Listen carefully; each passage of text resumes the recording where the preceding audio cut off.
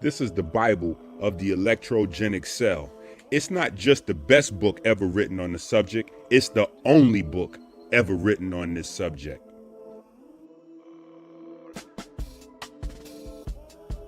Brought to you by supporters of Christ. Brought to you by supporters of Christ. That was interesting. Brought to you by supporters of Christ.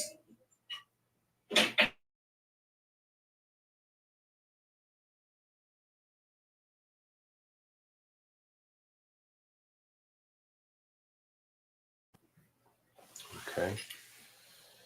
My bad. I had the YouTube. Had the YouTube on.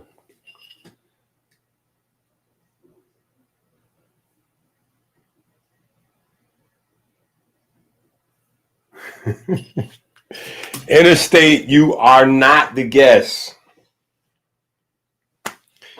The guest is already here. Mr. 70 push-ups in 60 seconds. Mr. 70 push-ups in 60 seconds himself.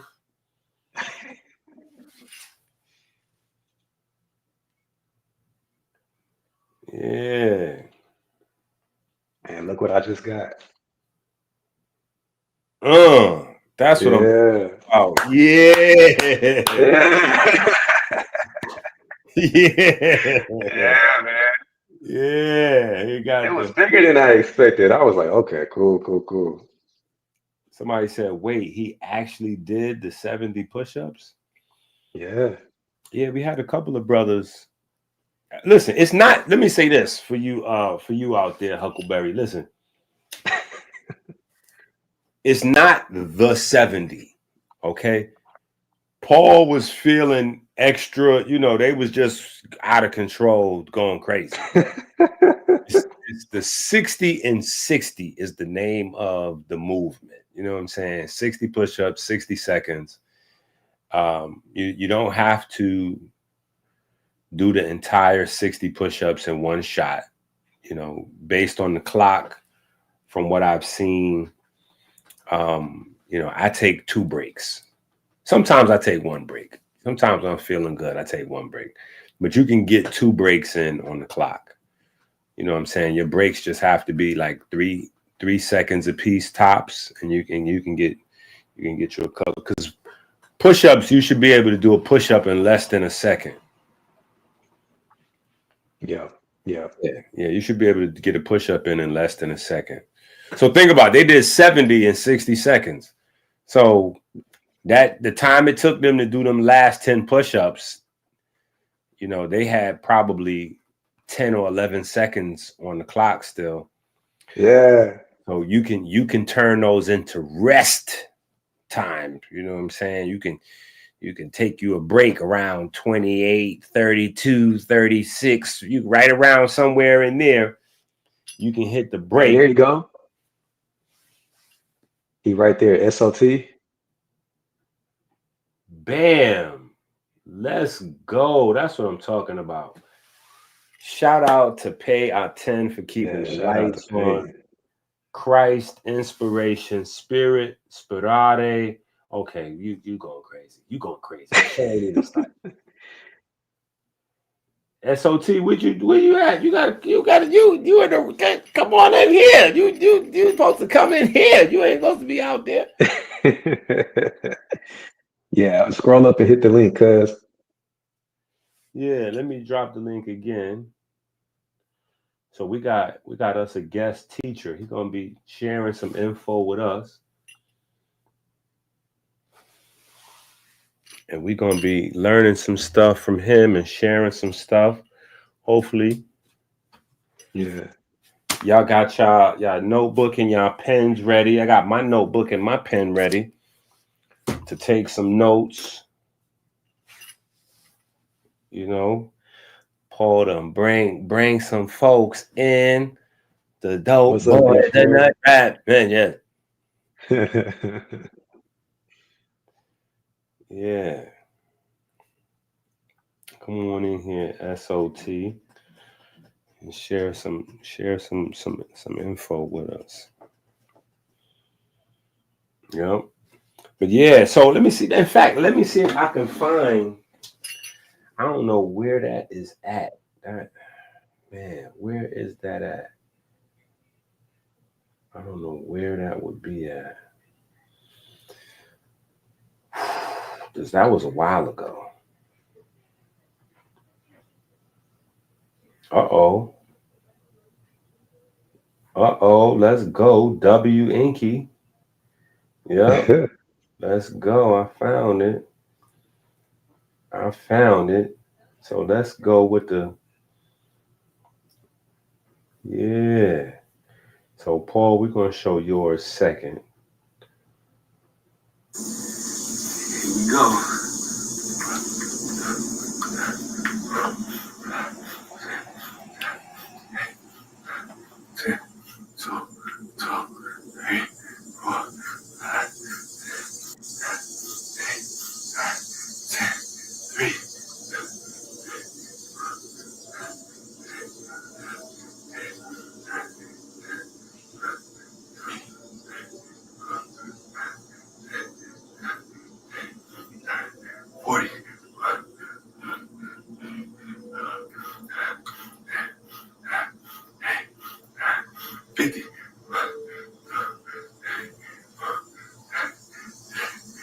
Yeah.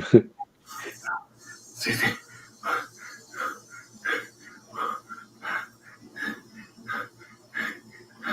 70. 1, 2, 3. 73 and 60. Yeah, he was getting a lot of oxygen in. Got to, man. Yeah, he was breathing. He was getting a lot of oxygen in. And listen, at home, before your muscles can do it, your lungs can help you do it. Get that oxygen in. Now this is Paul. If you notice, this is my favorite part right here, right all up behind book collection. See the book collection looking crazy. Yeah, and that's not even all of them.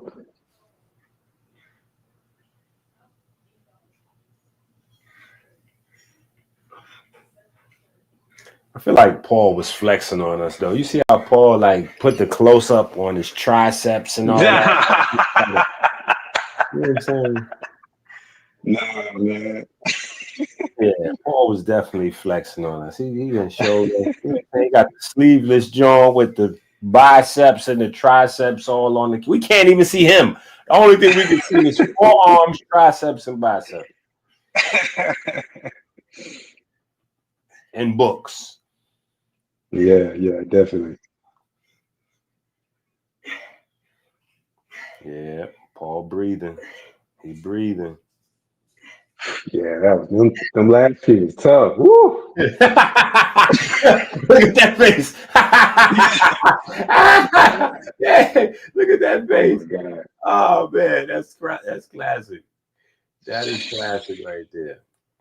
Man, it took me about Oh, SOT text him, make sure he all right. Like, what's yeah, that? he said he's trying to join now, so Okay, let me okay. see. Yeah. Let me see.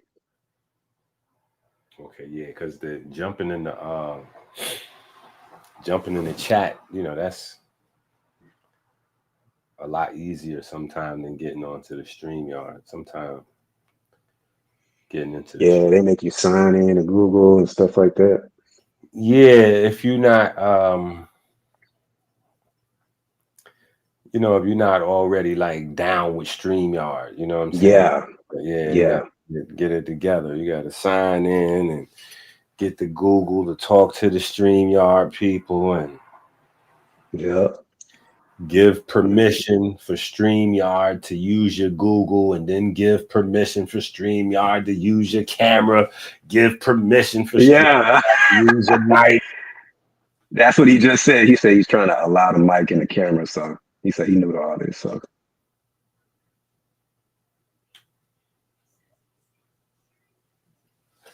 Look at Marvin said, if I ain't just finished eating, I'll bang him out on the live.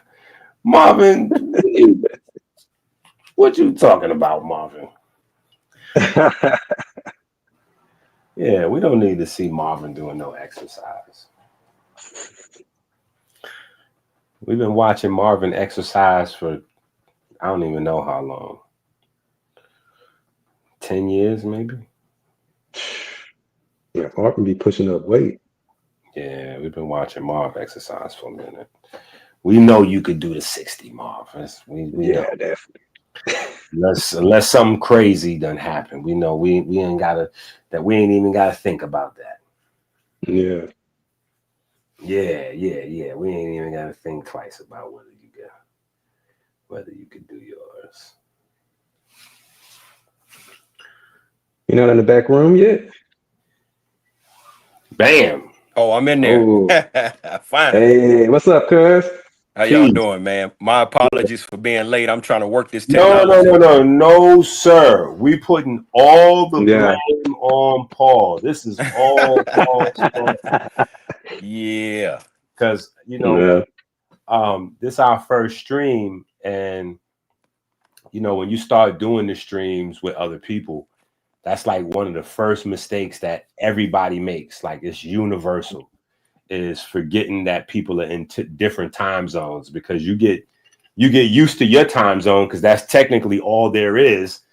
But in this space where we bridging the gap with people from everywhere, then it get a little crazy. So you got to always remember time zones and try to figure it out. But Absolutely. yeah, so yeah, we here, we good. So Paul, tell me, you into the Bible and you into fitness. Absolutely. Hold on, let me Yeah. turn this up a little bit. Absolutely. Well,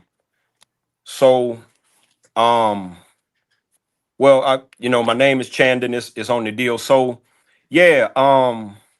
It's a, and I don't, I'm just gonna kind of introduce myself, and then we can kind of go into the deal, because I want to hear from you what you have to say. That's why we on here. So I grew up in the church, and as a Christian, and we learn a certain thing from the church, and it's I guess it's more practical than anything. Um, but it's not, I don't know, it's not fine tuned, you know what I mean? Now historically, I'll just say that the black church, I don't know what what your nationality of your viewers is, but historically the black Everything. church, everything. Okay. Everything. White folks, black folks, yellow folks, red, Okay. Good. Good. But overseas, I here. got you. Yeah. All of that. Yes, sir. But historically the black church doesn't have a healthy grasp on what to put in your body. I remember at bake sales, man, we had all these pies and cakes, and we had it was a lot of pork. Everything, but I don't care what it was. Thanksgiving, Christmas, Easter. It seemed that it was pork, ribs, ham at every single function. It don't matter what time of the year, what the occasion was, it was pork at all of them. Big, fat, greasy pork. And so that's what I ate growing up. I mean, I'm just, that's what we ate, man. And I noticed, man, a lot of folks in the church, man, was out of shape and unhealthy. I'm not trying to be disrespectful. That's just, what I'm saying. That's my view. And then fast forward, I grew up, I had speed, man. God blessed me with speed. So I used that and ended up going to college, man, track scholarship. And I started looking at health and the statistics, and it was quite alarming, because it was kind of one-sided, in favor of, blacks and Hispanics being the unhealthiest, so right. So, of course, I grew up with the Bible, so I actually started reading the Bible, and I saw some things in there that I had never seen before.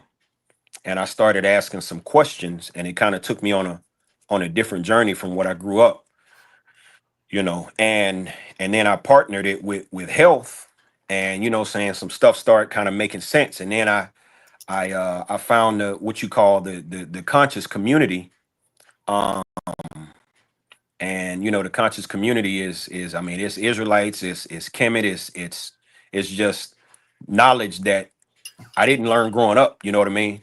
And I listen to quite a few people, Muslims, and reading out the Quran, and health gurus, they kind of partnered.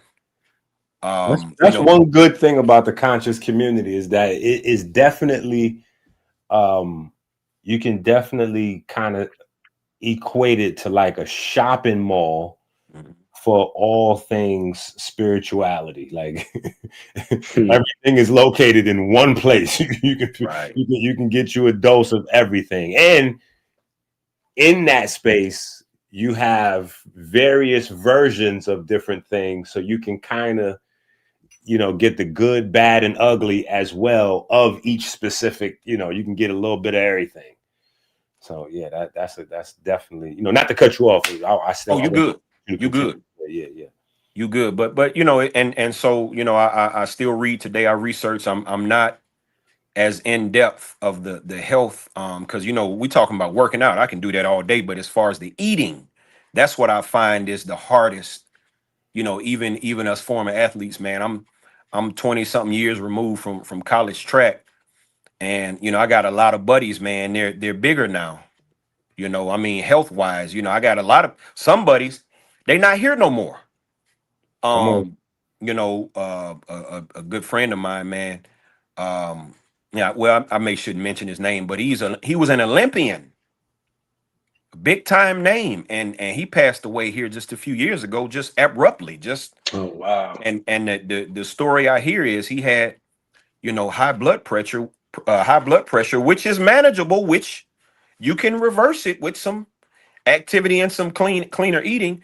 He just passed away, man, just out of nowhere. I don't think the brother was 50. That's crazy. And so I see things like that, and it's just like, wow, like what's going on? I know brothers passed away in their 30s, you know what I mean, from health issues, and ain't no way nobody's supposed to be leaving here in their 30s, man. I don't care what you say. Yeah.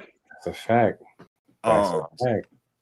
And so, I met Paul, a few years ago, and the brother kind of opened my ears to some things. And I'm not an arguer, man. People give me something new, I don't attack them or say they lying, or I kind of listen. I may never tell you, but I might be like, nah, man. You know what I mean? But I'll go look at it. Yeah. You know what I mean? You give it a fair shot. Right. And me and Paul, we're cordial enough. We agree on most things, but we're cordial enough. We can have the conversation. We can talk. And so he mentioned your name, and I know a little bit about you. Just from being in the health, industry, and I just kind of wanted to ask you a few questions and just let you, give your wisdom. Because I'm some questions for you too. Okay. So I want to go back. Okay. Yeah, I want to go back and well, first I want to make some comments and then I got some questions. But okay. So no, I have that experience with the church, and mine was a little bit more intimate because so it's one thing like to come up in the church and have ambitions or inclinations that push you in a direction where you could look back and go, man, that was crazy. We ain't have nothing in there but the wrong stuff. Like we have nothing in there but the wrong. But it's different because so my experience was, I'm in the conscious community, and for one reason or another, I got to kind of do my own thing. And as a minister, as an ordained minister, I get, shout out to my guy, Diallo Morgan, you know what I'm saying? And he hooks me up and plugs me in with some folks. And so I start speaking at churches. Okay. And let me tell you, it didn't last. it didn't last. You know what I'm saying? It didn't last. I did a couple churches, and I usually could get like a second engagement. Like I could usually come back and speak again. Like I come speak and then come back and speak again, and by the second time they like, nope, we don't want him to come back and speak again. Right. We are not interested in hearing that.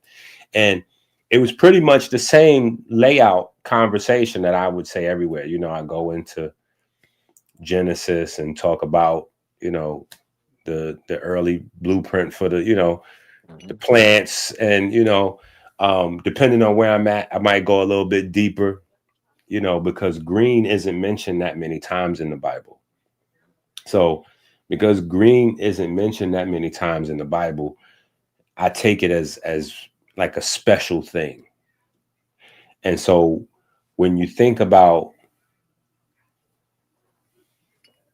that specification, the seed bearing plants and the green, immediately what comes to mind for me is this was a single cell planet, you know, and the algae with the pigment chlorophyll came, and then we have photosynthesis. And photosynthesis, you know, primarily through the green pigment, is the foundation of all food for all species, you know, everything on the planet. So I'm like, this is out cold right here.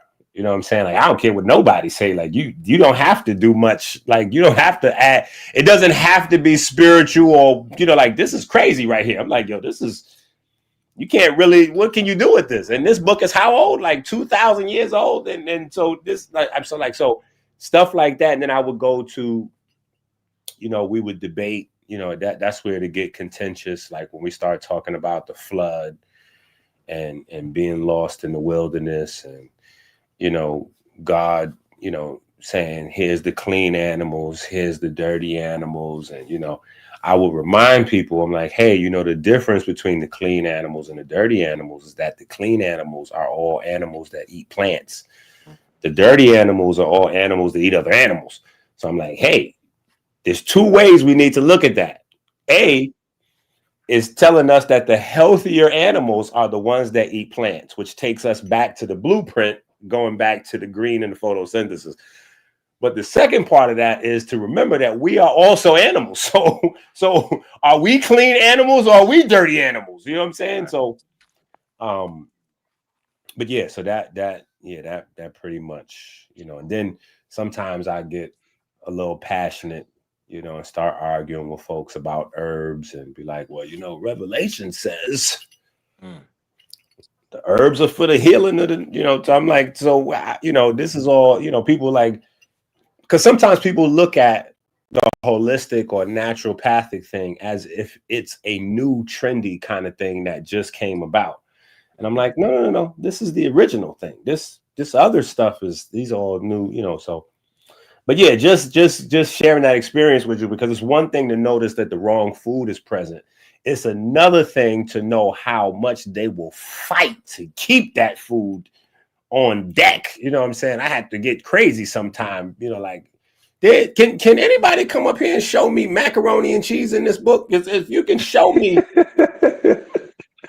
y'all talking about God said the clean animals. What about the Pepsi and the what? Show me item for item, because half of that stuff, like, so it get contentious, it get crazy. But the question I have for you is, you said you went back, right? You have some experience growing up studying the Bible, and then you got older, and I tell all my people all the time, you know, you don't see with your eyes or hear with your ears, you see and you hear with your mind. The more you learn, the more you'll see. The more you learn, the more you'll hear. So you can read a book, put it down, come back to it in a year, and it's a brand new book. You know, the words haven't changed, but you have. You know what I'm saying? So you've grown. So, but what are some of the things that, you know, like when you came back to the Bible that you saw that changed your perspective? You mean on health? Period. Yeah, sure. Well, health is So I could read something, but I'll be short and concise. So I didn't really learn, and I'm promise I'm trying not to be disrespectful, man, but I didn't really learn a whole lot in the Christian church as far as the Bible. I learned about Christianity. Um and Yeah, and and, that's the and thing. right, right. And so when we're talking about Christianity, it's a and I was telling Paul this, man, it's like 45,000 denominations of Christianity that has come from the Bible. Like you mentioned a few years ago, I mean, few moments ago, the Bible has been around for a very long time. Now, we have manuscripts and things that we can confirm its accuracy and its validity. But me going back is just me actually reading the Bible. Because growing up, I didn't really read the Bible. I just kind of listened to the pastor, and I trusted the pastor because that's what I saw with everybody in the church doing. You know what I mean? And so I just trusted in what he says. But I got into the conscious community and I started seeing some things, and I was hearing some things that I never heard before. For example, I learned about nationalities and identities in the Bible. So when you fast forward to today, 2025, most most people, I'll just say it like this: most black people will consider themselves black. Like that's a crayon color. That's not a. I can't read in the Bible and find black as a nationality. I can't go to the airport right now and get a ticket to black. That's not a country. It don't exist. And so I read in the Bible, and I learned a great many things. I learned that Paul was an Israelite. I learned that you know what I'm saying, Jesus was an Israelite. So, and I learned about prophecy, certain things that was spoken by men way long ago that happened exactly how they said they would happen. So that's just some things that I learned about the Bible. But as far as health, there's a reason why I stopped eating pork. I look in the Bible. Pork is no good in the Bible. That's a fact. There are certain like bottom feeders like shrimp and crab and lobster and shark. Those things are not good to put in the human body. And I didn't know that it was in there. I never, 39 years in the church, I never heard that. But the Bible says it. So I went and I looked up, hey, how do these things affect, you know what I mean, people? And it's just not good. And then when I looked at, we're talking about pork, blacks and Hispanics statistically eat the most pork and have for a while. And ironically, blacks and Hispanics have the highest blood pressure and the most cases of heart disease and cancer and all of this stuff. So I said, wow. Yeah, you know what's funny? The science required the you know what we need academia's seal of approval, but the science required for that is just developing. So that's going to age like wine. That's going to age like wine because we're just getting to the point where it's relatively new, the understanding of the microbiome. And so there's a lot of papers out there on the microbiome now, but we haven't. There's only a few papers on the fungiome, which is the population of yeast and fungi that we carry. And then smaller than that, you go down in scale, and then you have the viral RNAs and DNAs, just the foreign genetic material that our body has to carry and process. And so that's one of the main things when looking at animals that eat other animals. Animals that eat other animals have a much, much higher load of microorganisms that they carry. And for a long time, we didn't have a way to factor that into health. And so now that science is just blossoming, where we're getting to understand a lot more of the impact of these microscopic, colonies and communities that make their home inside of our bodies.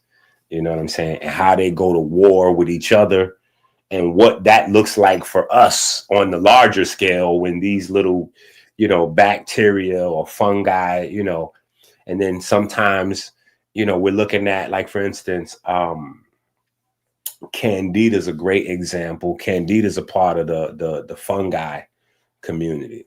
Okay.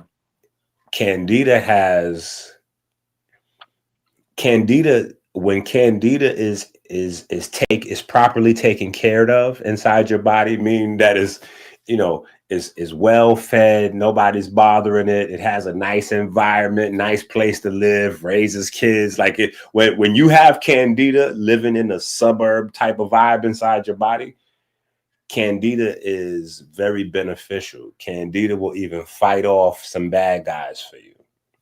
Okay. The moment Candida, there's too much inflammation, and so the Candida can't do whatever the Candida is trying to do. The Candida becomes, enemy of the state and starts to collaborate with some bad guys and starts to tear up, like the hair, the villi, and some of the inner layers of your skin membrane, and like, it just becomes a problem. You know what I'm saying? So science is still learned, but what I'm saying is, anyway, without getting too deep into that, what I'm saying is the science is still developing that's going to verify some of these things, and that only speaks to the scariness or the spookiness of what's inside the book. You know what I'm saying? That the book can have things that we haven't even developed our intelligence or technology far enough yet to catch up to. And we haven't developed our maturity enough yet to be able to respect the book and respect the things that may look crazy to us today. You know what I'm saying? Because for me, that's where I'm at with it. Like, I know enough about what's in there to respect the things that I can't understand yet, because as science develops, like, we don't think that way often. We don't think like, okay, man, if this was the 1500s, how would I feel about what's in here? If this was the 1700s, how would I feel about what's in here? If this was the early 1900s, how would I feel about what's in here? Because now it's the 2000s, and we can look back and look at all of the different things that we now know that previous generations didn't, and have a completely different purview. And some things that we can validate now, some concepts that we can see now, we may not have been able to see, 100, 200, 300, 400, years ago. But we have this book, like a time capsule, that's 2000 to 2500, we depending on what you're looking at, 3,000 years old, so it's a respect thing, it's a respect thing, for ancient wisdom. That's the way I look at it. I think we just have to develop a healthier respect for ancient wisdom. I think that we all got indoctrinated in the religion of science through school and through TV. And so it kind of set us at odds with, all of the streams of information from our ancestors. And I think that primarily rests with the church, where some people, like, they blame Christianity. I don't blame Christianity. I blame the early church fathers, because in order to assert their political and economical thing that they was doing with the colonization and, all of that, they had to separate people from nature and natural systems to create dependence. So in that is the blueprint for ignorance, and why, there's such a large time period where you weren't even allowed to read the Bible, whether you were black or white. You know what I'm saying? Like, people forget that. White folks died and burned and got hung and all, to be able to openly read the Bible. You know what I'm saying? Like, it wasn't just what happened here with slavery or chattel slavery. It was, period. It was a matter of being kept in the dark. So that way, you can do what I say, not necessarily, as the book dictates, or even know what's in the book. You know what I'm saying? Most people was illiterate back then anyway. And sadly, that hasn't really changed much today. America. respectfully, you know, I mean, Yeah, right. reading is not something that you know, America's already before AI, America was working with a 3rd to 5th grade, you know, reading level, depending on what community you're talking about. You know, typically more well-to-do families, suburbs. You're looking at like a 5th, 6th grade reading level for adults. In the hood, the urban community, you know, where we mostly populate, you know, you're looking at 3rd to 4th grade reading level. So, you know, now that AI is here, is going to get worse because, you know, people are looking for audio books. You know, people are looking for the books to be read to them. Yeah, yeah, Yeah. And the problem with that is people don't get, it's hard to understand that you don't understand, Right. you know, because yeah. it's not just the reading part for it's you need to learn the words. You need to learn like the context, the definitions, the nuances, you know, even for someone to read you a story and for you to get everything that the person's reading to you or the computer's reading to you, whatever, you still need to understand all of the vocabulary, you know what I'm saying? And not just the vocabulary, but the scenes and the context, especially if it's a story, you know what I'm saying? So anyway, so you started noticing some health stuff in the Bible, some jewels, and what did that lead you to? Like, how did you, you know, what were your next steps after you start figuring out this, you know, some crazy stuff? Well, how can I help? You know, me at 45 years old, how can I help? You know, I train people. That's what I do on the side. I'm a personal trainer. And and people have a lot of questions, you know, what to eat, how to eat, when to eat. Um, now these are the people that are serious, you know, about because most people aren't serious. I mean, you know, we can agree on that. Most people are not serious about changing, about making lifestyle changes that are going to be, you know, for the rest of their life versus a fad or a pill where it's a quick fix because that's what most people because like right now the fad is the weight loss drug. So people are using um what is it, the diabetic drugs. Yep, GLP. They're taking that to lose weight. And I know people that have done that, you know, but why are we doing a quick fix when you can just kind of make some lifestyle changes and adjustments and get that satisfaction of, you know, you doing it yourself. You know what I mean? Cause I got a client on it right now. He paid $500 a month. Woo! You know what I mean? For this shot. And it's a I told you, diabetic. I told y'all that shot ain't cheap. So that's $6,000 a year for that. Yes. Is that with coverage? I don't know. I don't know. Man, that's crazy. I would doubt it's covered. But No, their prices is high even with coverage. That thing Wow. is considered because, you know, even with coverage, and I don't know how all the prices work out because it's different coverages depending on what you're working with and different states, and there's a whole bunch of different, you know, differences in coverage and pricing. But I do know that things that are considered cosmetic are not given the same gravity as things that are considered like, you know, life or death. right. Yeah.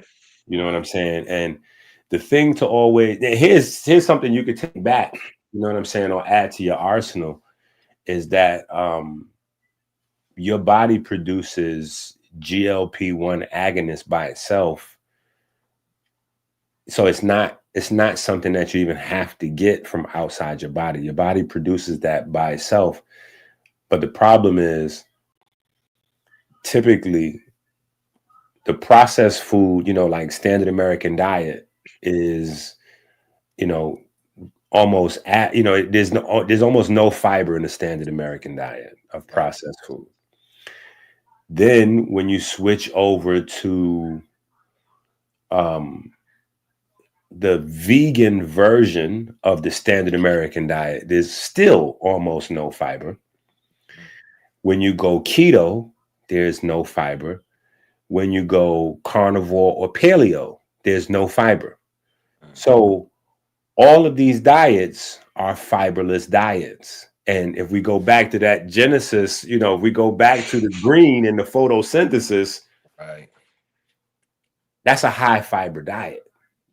That's a high fiber diet. So, what they're doing. And then going back to the developing science of the microbiome, right?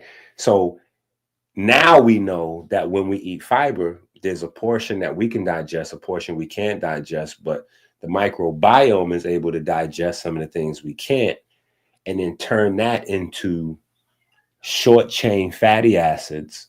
And those short chain fatty acids stimulate our body to produce GLP-1 agonists. So it's the fact that we have all these diets that are low or almost, there's no fiber there, is the reason why we have to now create a $1 zillion replacement, as opposed to just going back to. So there's a time period where if you caught me, I would just be promoting vegan. Now, I've kind of lowered my standard to make the message, we got to get to more people. But so now I just stress pigment and fiber. You know what I'm saying? Like, it doesn't matter whether you eat meat or not, because there are people that can eat meat and be, really, really healthy, have a good diet. There are people that are vegan that have a really poor diet. So the main thing across the board, no matter what the other items are in the diet, for health and longevity, you need the pigment and you need the fiber. If you get the pigment and the fiber in, pretty much everything else will work itself out. I mean, you still have to deal with, obviously, gluttony and eating in excess and all of the other stuff. But in terms of nutrients, like, you cannot live without those two items, pigment and fiber. So yeah, but I just wanted to put that in your tool belt so you can go back and tell your man, now listen, I don't know if you plan on spending this $6,000 a year forever, Right. but at some point, should you want to come off, here's what a replacement, you want to go on a high fiber, whatever that looks like, whether you're doing steaks and chicken breasts or you doing, kale salads and, whatever. But you want to create you a situation where you go high fiber coming off of the GLP-1, shot, or have a crazy, the rebound effects can be crazy. Okay. Yeah. So I got a stepdad that's he's been doing something that's the same. I don't know what they got, multiple types, right? Well, now it's getting. I mean, the floodgates are open, bro. So now Yeah. floodgates are open. We do a show on Tuesdays, and my bad. We do a show on Tuesdays, and somebody brought up a new one that they got. Like, it's like a triple strength version. Like as if the people look like crackheads already from the regular. I'm like, why do we get a triple strength? What are they trying to vanish? You know what I'm saying? Like, but so they got. And then it's also competition, right? You know what I'm saying? Okay. Pharmaceutical companies are making zillions of dollars at this point. You know what I'm saying? So everybody wants to. It's a money grab. So people are gonna put their product on the market, and my product has to be, stronger or faster working or. $20 less, they have to have some angle for minds to be meaningful in the marketplace. You know what I'm saying? So that's going to drive, new types of the same thing. You know what I'm saying? Right. Yeah. But it's definitely, he's definitely losing a lot of weight. So every time I see him, he's like, man, I lost this much and stuff like that. And I'm like, okay, cool. But being a part of these, lives and stuff like that, I'm already privy to, a lot of the background information. So I'm just kind of like, So I think my mom told me that the doctor told them that they when they come off, they have to come off like gradually. But I'm just looking at that like, does it have some like permanent effects on that mechanism? Okay. Absolutely, of course. Anything, your body is a system of systems.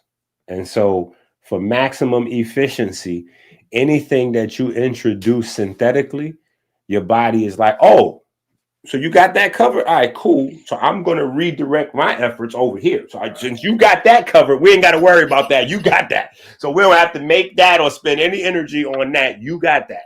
So now there's a certain point where your body, like almost like the machinery for making whatever, it kind of like, cobwebs and decay, and your body is almost like we thought that we thought we didn't have to make that anymore, like, so like with testosterone and TRT and stuff like that, Yeah. there's a threshold where it won't really affect your machinery, and then and that's amount and time wise, right? So there's an amount that you could take one time and it'll mess with your machinery, period. Like you could be like, man, that's the first time I had it. And it, like, yeah, you took too much. Right. And then even if you take a low amount, if you take that low amount for too long, your body will become dependent that way, and it'll change up your natural hormone cascade. So, anything that changes your natural hormone cascade, or just how your body does its thing, or anything you have to depend on, it means you're not exactly healthy anymore. Because health is your body's systems being able to work by themselves as designed. The moment you need a crutch, you can't necessarily say you're healthy, because people used to say that all the time to me when they'd be like, I'm trying to get a consultation for this or that. And I'm like, okay, well, how's your health in general? Oh, I'm healthy. You know what I'm saying? But I got medication for this. And, I take another pill for that. And I take a pill for this. But, besides them 4 pills I take, I'm good. I'm like, besides the 4 medications, Right. you're good. Okay. And so if we stop those 4 medications, like just on like a days to weeks time, how long before you're dead? Like how long, just between me and you, what do you think? Like how long? I don't know, man. It could be any day. Okay, well, we should probably change that, that rating of health there from yeah, I'm besides the meds, I'm healthy. Like that's not a thing. That's insane. But that's how we walk around thinking. And so when we create these, because really, there's no such thing as optimum health. You know what I'm saying? Like everybody is supposed to be in a state of development, trying to get better each day and whatever. But we get the illusion that, with the drugs or the medicines or whatever, that we kind of just, we can take our foot off the wheel no matter what our condition is. You know what I'm saying? Whether we carrying, whether we at 13% body fat, or whether we at 37% body fat, looking crazy out here. You know what I'm saying? Like we just feel like, oh, I take my medicine, I take my meds every day. Like, what the heck? I'm like, what does that even mean? Like, what do you mean you take your meds every day? So you straight? Like, so I, it's a way of thinking and a way of viewing yourself. You know what I'm saying? Like, so that's the real thing to get people's mind. And so even with AI, like I had this whole conversation about AI, like people are scared of AI. AI is just something that, it's the way we're supposed to be. And I think the scariest thing about AI is it reflects our laziness, because if given the opportunity, AI will continue to develop itself and make itself smarter and stronger every single day. And if given the opportunity, 99.9% of us would be dead in 6 months. Think about if we actually had to remember to breathe. think about all of the things that your body has running on autopilot, that if you had to actually remember to do these things, like it you know what I'm saying? Like we would just enjoy ourselves to death. Like literally, we would enjoy ourselves to death. We would go on sex overdrive, drug overdrive. whether that's actual recreational drugs or the drugs that's hidden in the food. Like, you know, we would just pleasure ourselves into oblivion. So I think that's the main thing that we got to work on, is getting people to understand that work. And I think that's the most wicked thing that slavery did to people, and not just to Black people, but to people in general. I think slavery changed the concept of work, where there's a time period where people, you know, they had this, like, work. I'm blessed to be able to work. Like, thank God I can work. Like, you know, like, this is amazing. I get to do, like, fill in the blank of whatever after that, but I get to do it. You know what I'm saying? Like, and then post slavery and I don't know, whatever we want to call the last 100 years, you know, everybody has this concept of being the slave master. You know what I'm saying? Everybody's a boss, and the boss is a short, balding, fat guy. You know what I'm saying? That doesn't have to do anything. And so if you have to work, it's a punishment. You know what I'm saying? And that, you know, slowly but surely we're luxuriating ourselves to death, which is, I think, one of the compound factors for America being the sickest country in the world right now, which is crazy. But yeah. Right. So real quick, you mentioned pigment and fibers. What would you say would be the top 3 to 5 fibers we should be consuming to, you know, help that, you know, just health in general? So you get fiber. It's not a it's not like vitamins or anything, you know, even though there's soluble fiber, insoluble fiber, stuff like that. But typically, if you're just eating, you know, grains, vegetables, fruits, those are all high fiber foods. Right.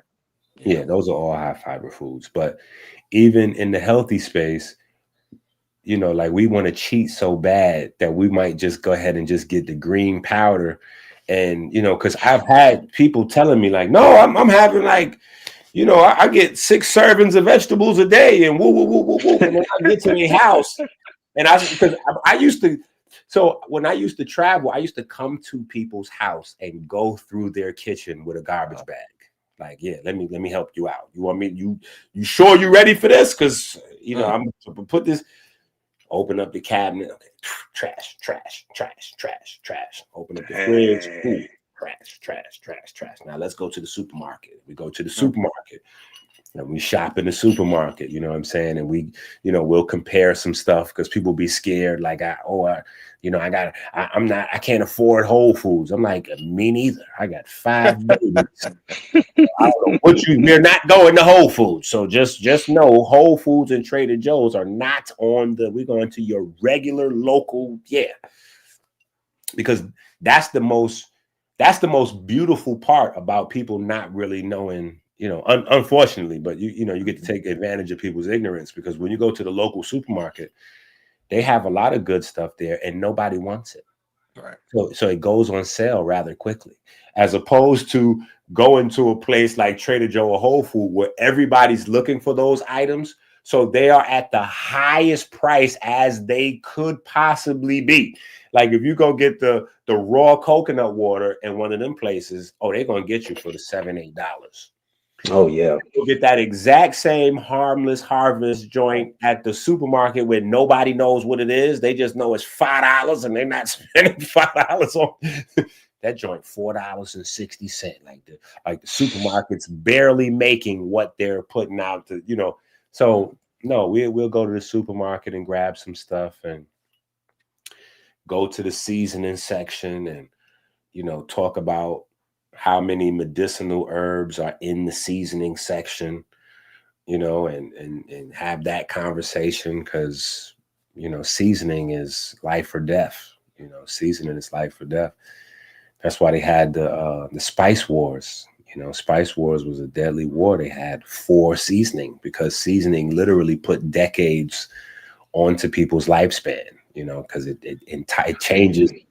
Yeah, and it not only changes the taste of the food, but it changes, you know, the nutrition profile of the food, how your body digests the food.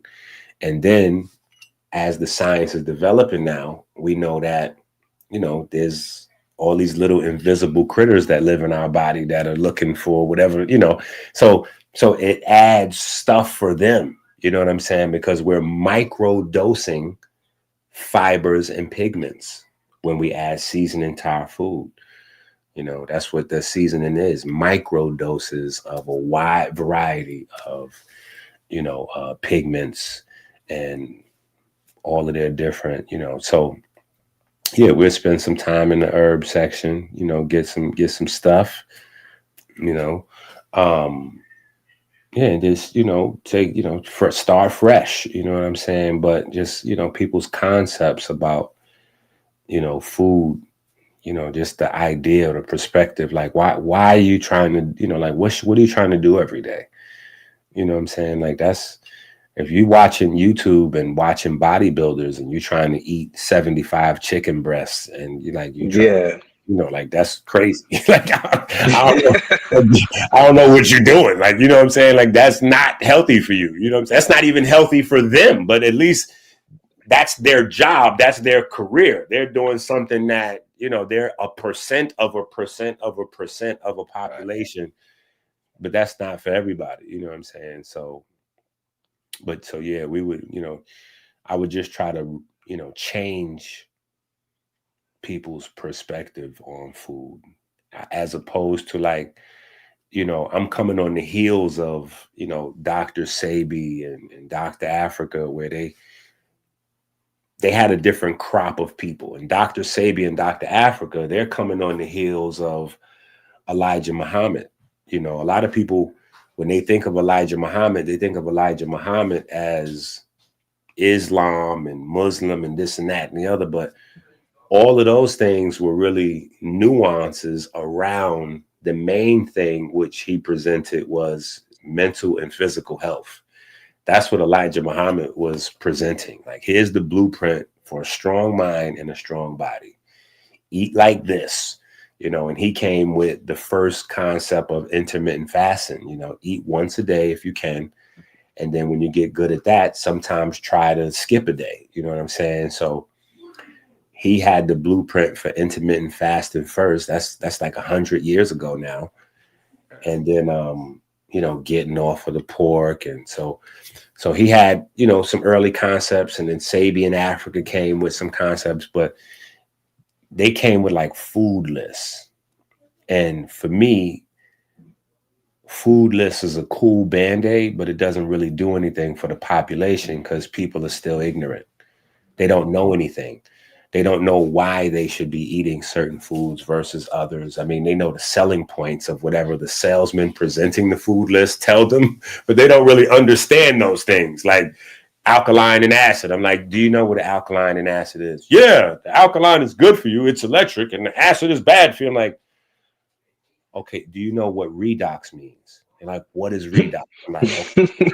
So you don't know what alkaline and acid is. So just let me stop you right there. Yeah, we probably want to open up some of these books. You know what I'm saying? So my thing was to get people to start learning what these concepts are.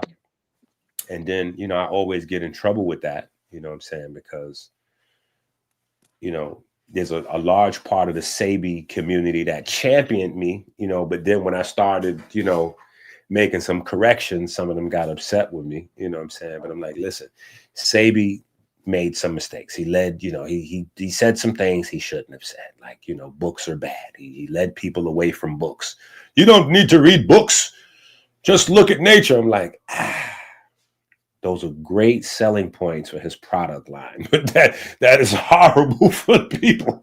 We need the people to actually be reading some books. You know what I'm saying? Yeah, especially when his entire program was built in biochemistry, and he was the first person to really introduce the biochemistry thing, because his contemporary that he was beefing back and forth with, like people be like, Inky, why you be arguing people on the internet? Our elders didn't do that. I'm like, what elders you talking about? Because yeah, I don't know those people. Dick Gregory and Dr. Sebi went at it forever. And when Sabi wasn't beefing with Dick Gregory, he was beefing with Phil Valentine. And like, so I'm like, I don't know what elders y'all. So y'all must not be, y'all are probably new to this. That's why y'all think that, you know what I'm saying? But there's no peace anywhere. Even in the Bible, they go into war. Like this, I don't know where like war is a thing. You know what I'm saying? Like you want to, you want to go upstairs with it and just, hopefully, we can have intellectual war, which is debates and conversation and grow that way, which is the healthiest space. But, challenging ideas is part of nature. That's how we grow. So, but yeah, I didn't think that, we needed to go to the next space, which was really start to understanding how the body works. And then we could start to like figure out for ourselves what we need, because there is no like diet plan for everybody. You know what I'm saying? Some people are, this guy's 140 pounds and he makes video games for a living. This guy here is 350 pounds and he's on life support. Like, why would I give them the same? Like, that doesn't make any sense. You know what I'm saying? Like, they both have vastly different bodies, vastly different chemistry cascades and hormone cascades, and nothing's the same with these two humans. So why would they have the same diet? That'd be crazy. So people need to learn for themselves, especially once I started looking into, the hospitals, in the emergency room crisis. And, low key, we've been having a hospital and emergency room crisis in America way before COVID.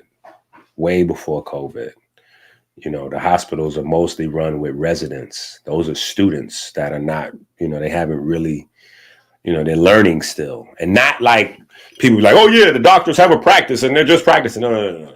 These are students. They're not with a practice. These are students. Like, they just got out of school last week and they in the emergency room and there's 100 of them for one doctor. You know what I'm saying? So, but if people learned how their bodies work, and people learned about the origin of medicine, 90+% of medicine comes from plants, so if people learn about their body, they learn about the plants, it's, you can lower the traffic down into the emergency room because people will be able to take care of themselves and take care of their babies. So we can free up the emergency room and boost the quality of hospital care by being able to apply, people having some idea of how to take care of themselves at the house. You wouldn't have people sitting next to somebody holding their brains in, like, because he needs help. If you bust your head, there's no herb for busting your head. You need stitches, you need trauma, you need painkillers and stitches. You know what I'm saying? Like this. So, there's definitely a place for surgery and surgeons and medical doctors. But, just like with the GLP, we have fiberless diet. So now we got so bad to the point where we need a drug to replace the fiber. The ignorance of our body is so high. We're relying on the hospital to fix problems that we should be able to fix ourselves or even eliminate from happening. You know what I'm saying? So, yeah, there's that. You know what I'm saying? That makes perfect sense. You said something, man. You got me thinking now. I'm gonna have to research seasoning and the effect that it has on the body. I ain't never heard that before. Yeah, and the seasoning game is crazy. The seasoning game is crazy. People don't realize how expensive seasoning is because you're just buying small bottles. You go in there and you get $5, $6. You know what I'm saying? And you're not really understanding, like, that's you spending $6 for an ounce or 2 ounces. Like, do you know what that would be per pound? Like, that's crazy right there. What you know what I'm saying? Like, what you're buying, but you don't know why, because you've been dumbed down to believe you just buying these things for taste. And so in one of our books, I believe it's the biochemistry book, the Constitution book, we break down, you know, the tongue and the taste buds. And then we have another book called Beer and Bitters, where we kind of get into the bitter taste receptors. But just understanding what taste is and how taste works will give people a more, you know, like give you a more like because again, you don't see with your eyes or hear with your ears, you see and hear with your mind, you know. So the more you learn, the more you can see and hear. So if you understood your taste buds, even the idea, the concept, like you're going to add flavor to the flavins are a category of pigments. Those are antioxidants. Flavins is a category, you know what I'm saying? But you know, in the culinary space, you know, it's aromaticity or aroma. You know, you're adding smells, but even when you think about that, you know, that's biochemistry. You know what I'm saying? Because and for me, I got into that way before I got into herbs. I got into that as a child, you know, in school when they said we had to, because back in the days, they said you had 4 areas of taste buds, sweet, sour, and just depending on where the food touches your tongue determines what the taste is.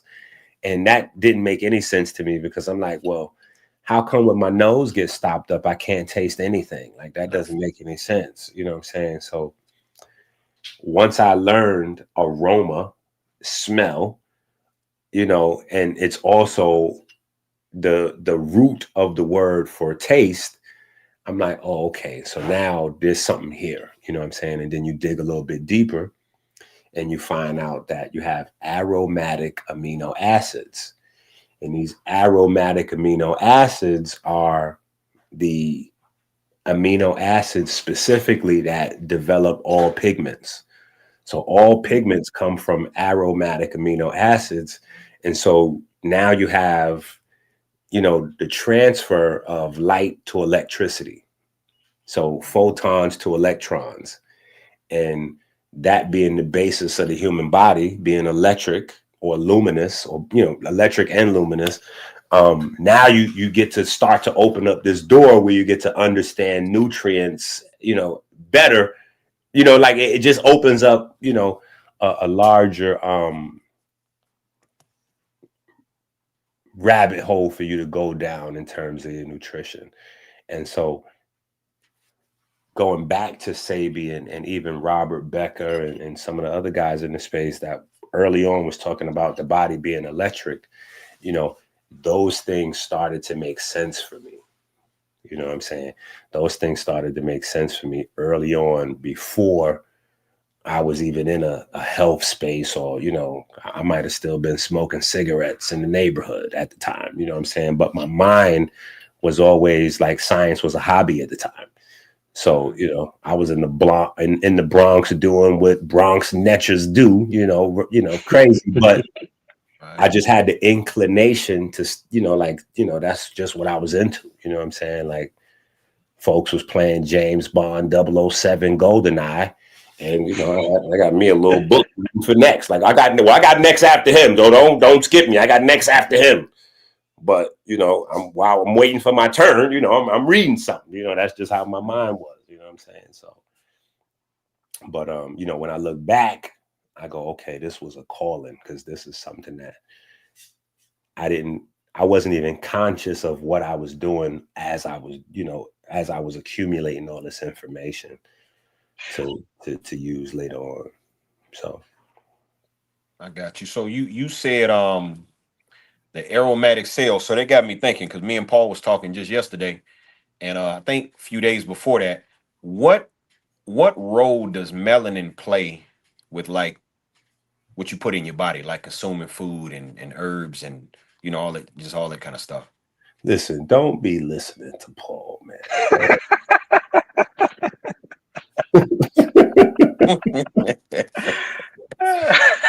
Yeah.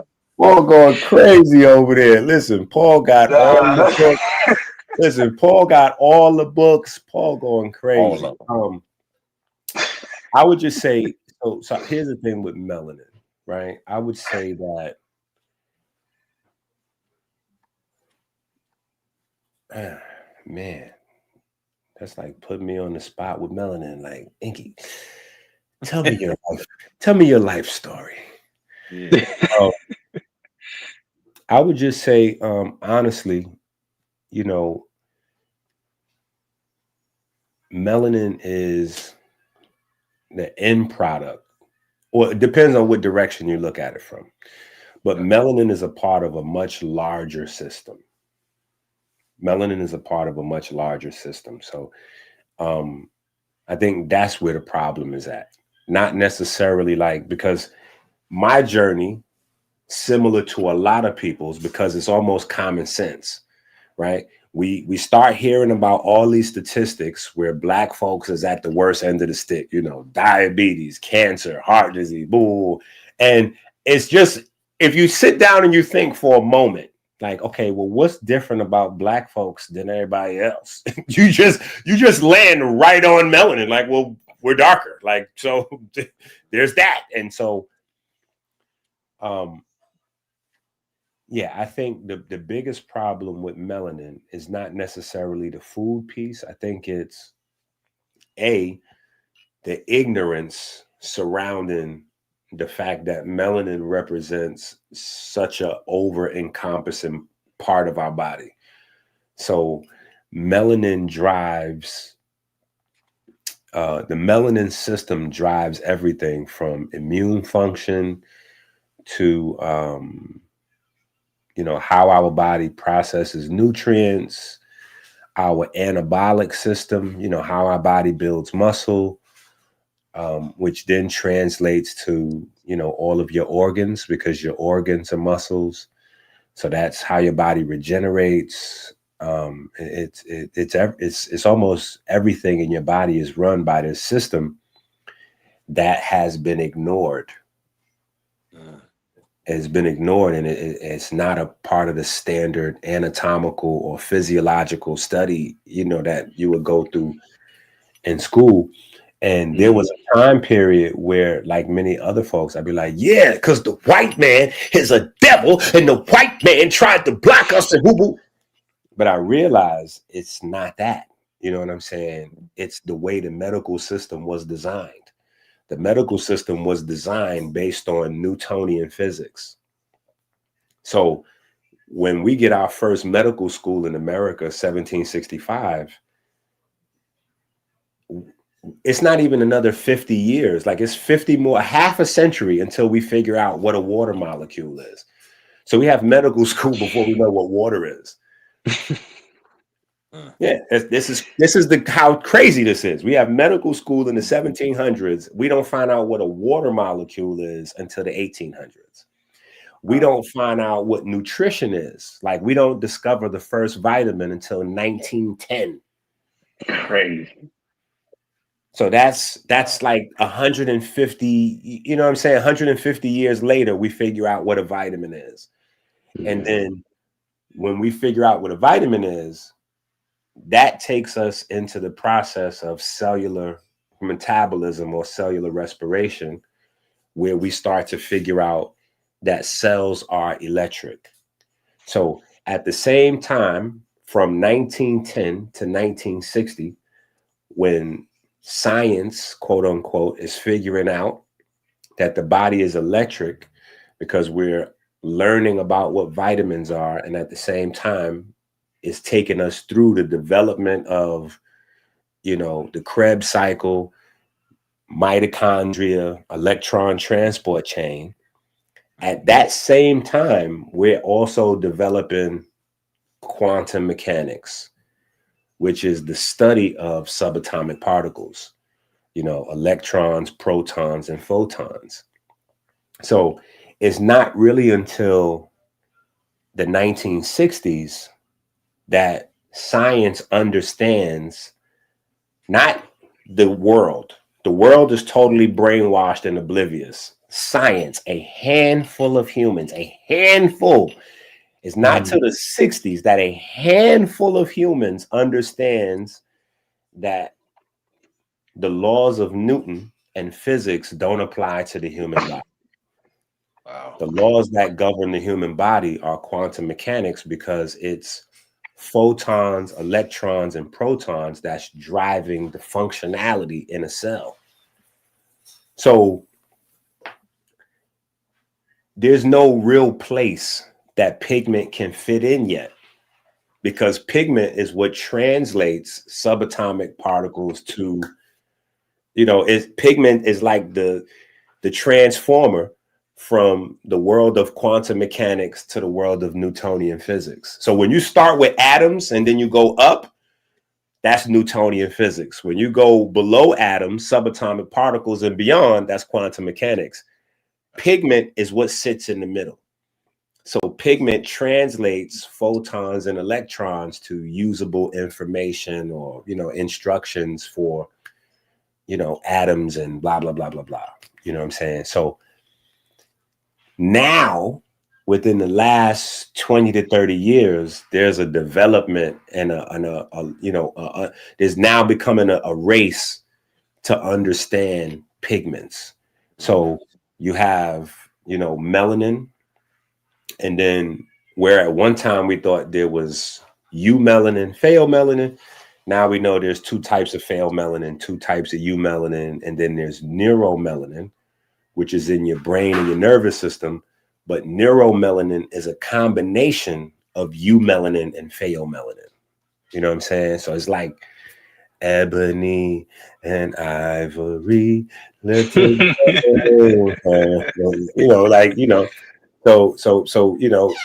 it's like on a certain level, that supreme intelligence is like, hey, we got it.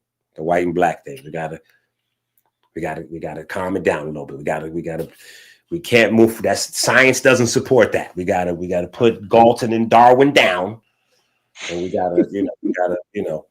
So, but then it's the other stuff, which is what makes it much larger and much crazier, and that's where Black folks wind up on the wrong end of all these disease statistics. Because it's a system. We're talking about the end products being pigment, but on top of that, you have neurotransmitters and hormones. You have melanin concentrating hormone, and then you have pro-opiomelanocortin, which breaks down into melanin stimulating hormone, your endorphins, your lipotropins, your adrenaline, peptides. And those are the drivers of every other, like all of the other biochemistry is regulated by those guys. So the main inputs of all of your biochemistry is based on these, neurotransmitters that are a part of, the pigment system. You know what I'm saying? And then it becomes a larger, because the melanin system is the center of the pigment system. So the melanin system is, all encompassing, but then you have the globins and the opsins, which expand the pigment system, right? But you have your catecholamines, right? Catecholamines are the things that turn into neuromelanin. And those are your norepinephrine and your dopamine. So the fact that, here's another example of a disease metric, right? When you look at Alzheimer's and dementia, everybody's experiencing it, but Black folks at the forefront.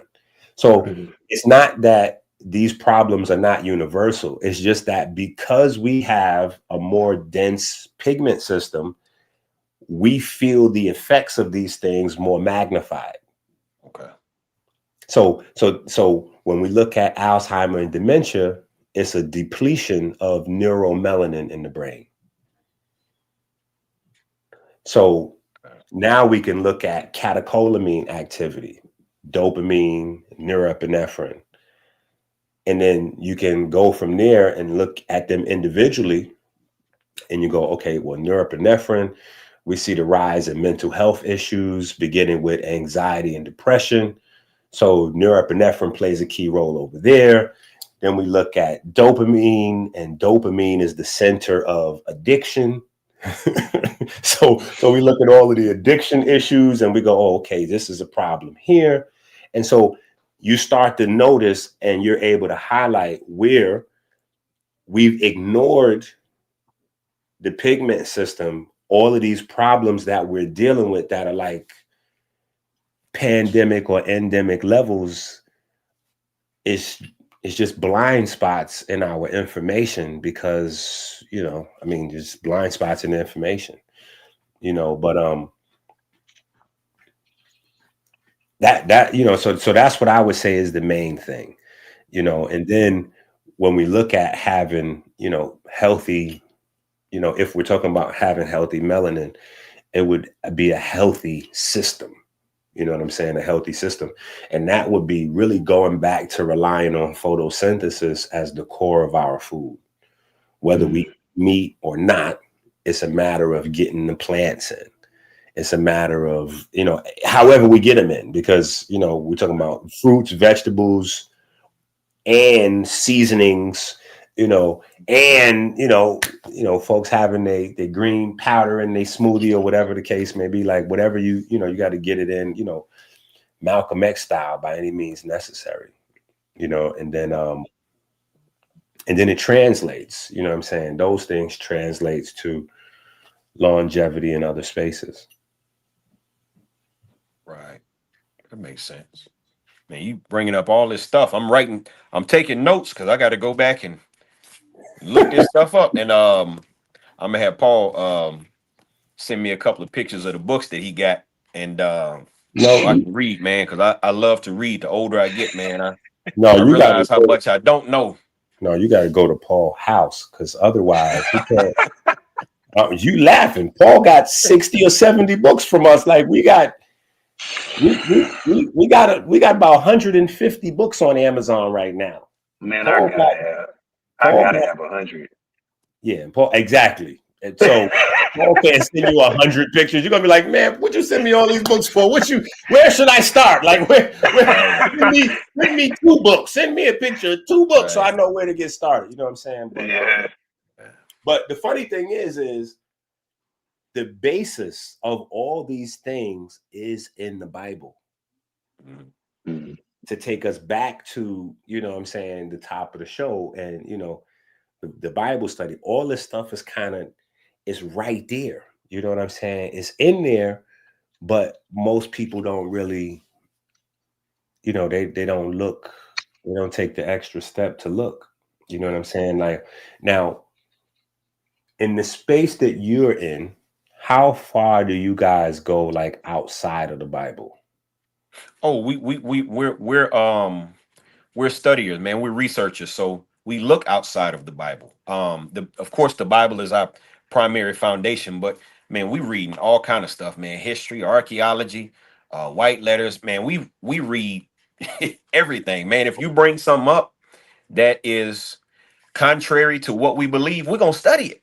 We're not going to just judge you and say, no, that's not correct. We're going to research it. We're going to study it. And then we make a decision. That's in the Bible. You gotta hear both sides. You don't just take a person's word for it. You go research it, study it, break it down. Because for me to disagree with you, I have to understand what you're saying. I have to understand why you're saying it. You know what I mean? So I'm going to research it. I'm going to study it, and then I'm going to make a decision for myself.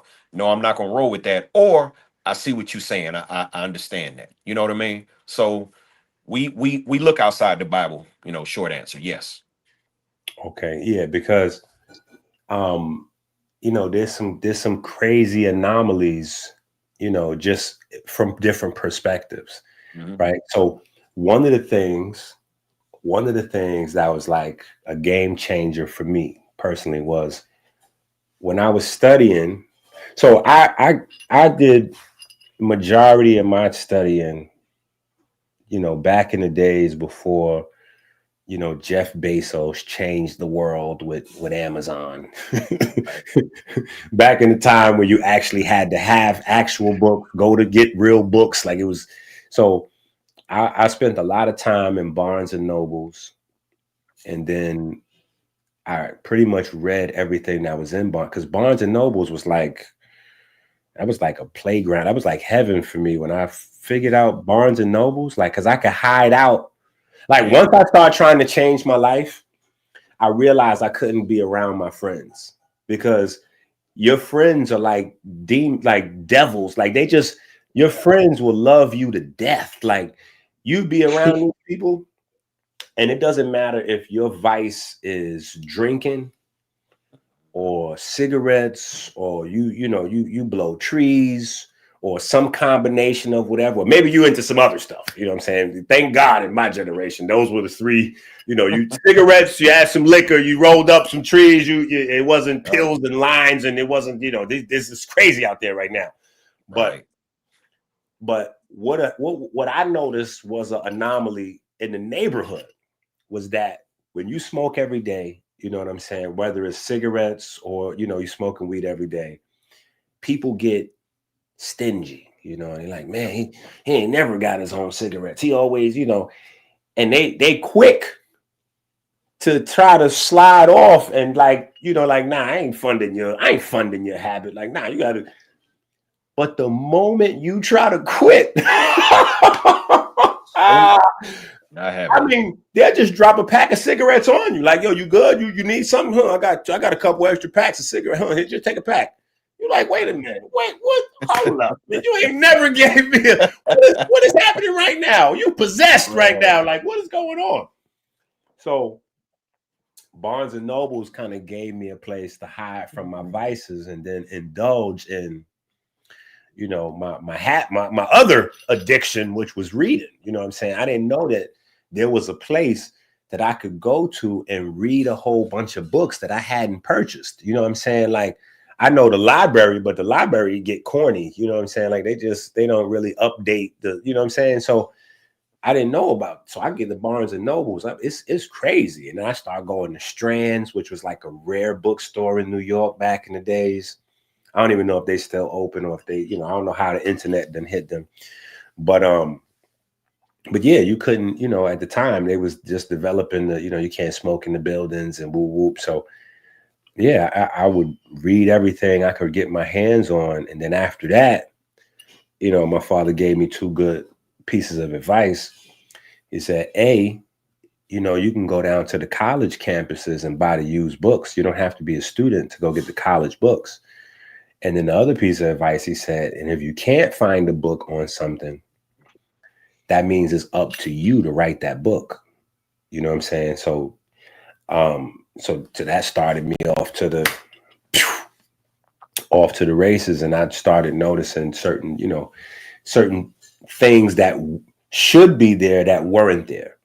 And as I'm trying to figure out metabolism, like I just want to understand human metabolism, it was like a Scooby-Doo case, because there's a point where the footprints dry up. Like, you can follow food in textbooks. You can read through the textbooks and you're like, okay, so mastication, the salivary glands, and okay, boop, you got the enzymes, and then okay, these pH for these enzymes, different pH for those. Okay, boop, stomach acid, duodenum, boop. And then you get to cells where the whole magic is supposed to happen, and there's no more metabolism. So I'm like, wait a minute. Okay, these books must be terrible. That's why these books are on sale. I'm getting whatever's on clearance. College textbooks $400-$500 on sale. Them joints $75. I'm like, yeah, these books are on sale for a reason. These clearly the outdated. But there's no such thing as metabolism in the cell. Once you get into the cell, there's only cellular respiration. And so at the time, the only thing I knew of as respiration was like breathing with your lungs. Like respiration is lungs and breathing, the breath. There's cellular respiration. So this is where all of the magic is, cellular respiration. This is where the fats and the carbohydrates get broke down and, turns into electricity and ATP, and just all of this stuff is in the world of cellular respiration. And so anyway, long story short, going back over to the Bible, there's a word in there. There's a word in the Bible. And for me, I noticed it as a trick. Like this is deceptive right here, because we have this word, and this word is in the English translation of the Bible, but it's actually not really an English word, right? It's still like a Latin term. And so the word is spirit. And so when you look up the word spirit means breath. And so if you go back to the Bible and you read any passage you want, because I know now folks got it on their phone. So you just go anywhere where spirit is. And instead of reading those verses, saying the word spirit, read those verses and say the word breath. Every time you see spirit, say breath. And a whole nother universe of information open up right inside this book. You know what I'm saying?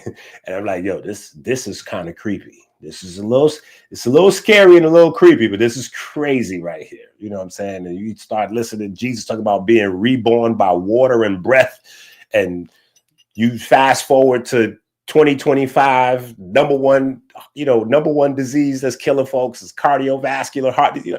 Like, this is crazy. You know what I'm saying? So yeah, there's the precursors are there. There's a lot of stuff that's in there that's kind of creepy. You know what I'm saying? Like, even the concept of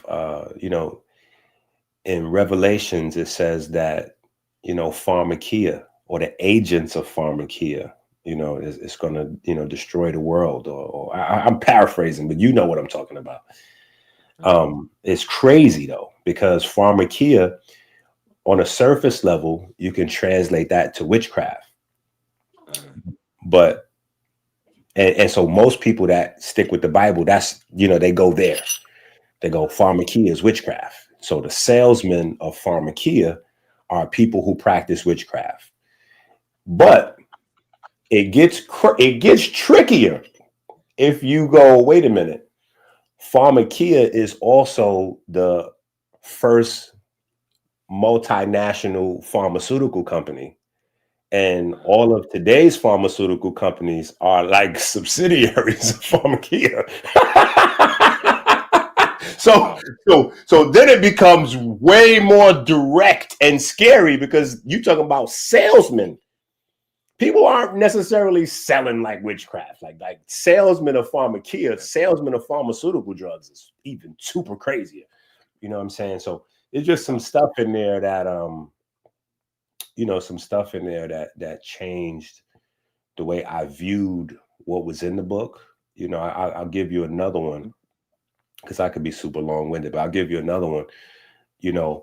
Going back to Genesis and the diet, where it says, the plants with the seed, right? Mm-hmm.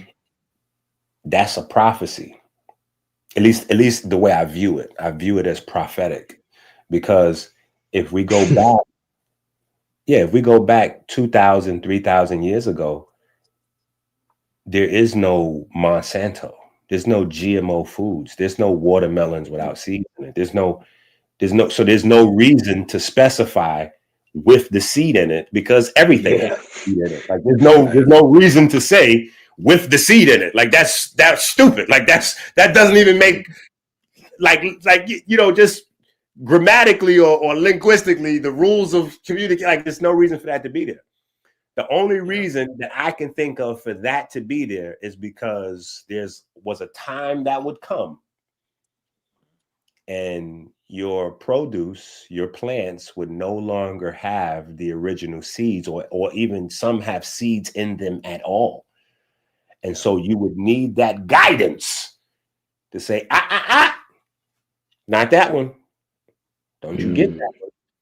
Because that one right there, that's not, no. Don't confuse that with this. Those plants can no longer participate in photosynthesis. So those plants have been chemically altered and not just because chemically altering is intrinsically bad. I don't necessarily believe in that because everything is chemicals, but those things have been taken outside of the natural cycle of photosynthesis. Okay. And so because we don't fully understand how the body works yet, especially with the quantum space, photons, electrons, protons, we still don't understand the impact of photosynthesis on our bodies. It's still a lot for us to learn. You know what I'm saying? Like think about how much they thought they knew in the 1800s. Think it's 2025 right now. 200 years ago, they was lit. Like you couldn't tell them that they doctors didn't know the most advanced. What like they thought they knew everything there was to know. 100 years after that, 1925, they're like, oh my God, we got subatomic. You know, we're developing atom bombs. Like we know everything right now.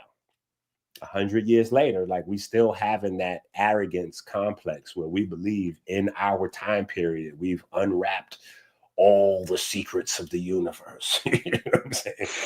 So that to me is where, and so even with all of the different ancient, you know, repositories of wisdom and information, I feel like we should approach them all with a certain level of reverence, because every generation has been able to find new things that the generations before them haven't seen in these texts or in the, you know, so it's like the more you learn, the more you know what I'm saying, and thinking, you know, that level of arrogance blocks us, you know, from learning stuff. But, you know, that right there, anyway, going back to spirit and being able to take the spookiness out of it and just go, okay, wait a minute. Let me go back and look at the breath, because now that I know that everything on the macro scale is tied to my breath, we go deeper into the science. Everything on the micro scale is tied to cellular respiration, which is, you know, breaking down fats, oxygen, you know, fats, proteins, carbohydrate. All of this is based on the breath. It's all based on processing these subatomic particles, and it's called cellular respiration. So, you know, even that word respiration, the central piece of respiration, the root of it is the action of the spirit. That's what it means. You know what I'm saying? And so I just find the information there and look at the times and this timeless wisdom, you know what I'm saying, that we ignore. It seems like that's what's really killing us. So you could even look at this in a sense as us losing a spiritual war right now. Because if we think of respiration in terms of the spirit, and we look at all of the modern diseases that are killing us, right? Heart disease and brain disease is tied to mitochondria density. That's cellular respiration. From Otto Warburg to Thomas Seyfried, you know, they have pioneered the modern understanding of cancer being tied to cellular respiration. So if we look at heart disease, brain disease, and cancer, if we could take those off the board, we can almost instantly add 4 or 5 decades to everybody's lifespan.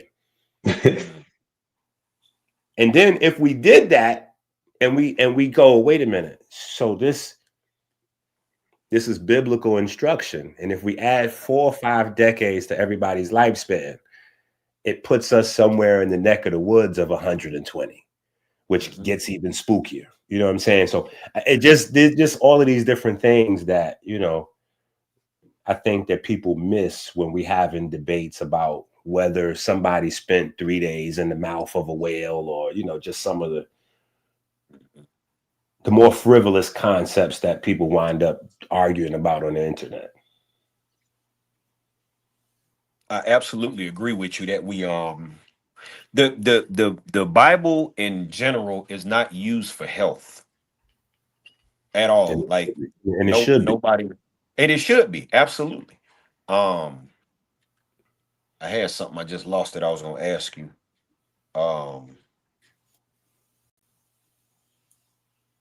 So as far as a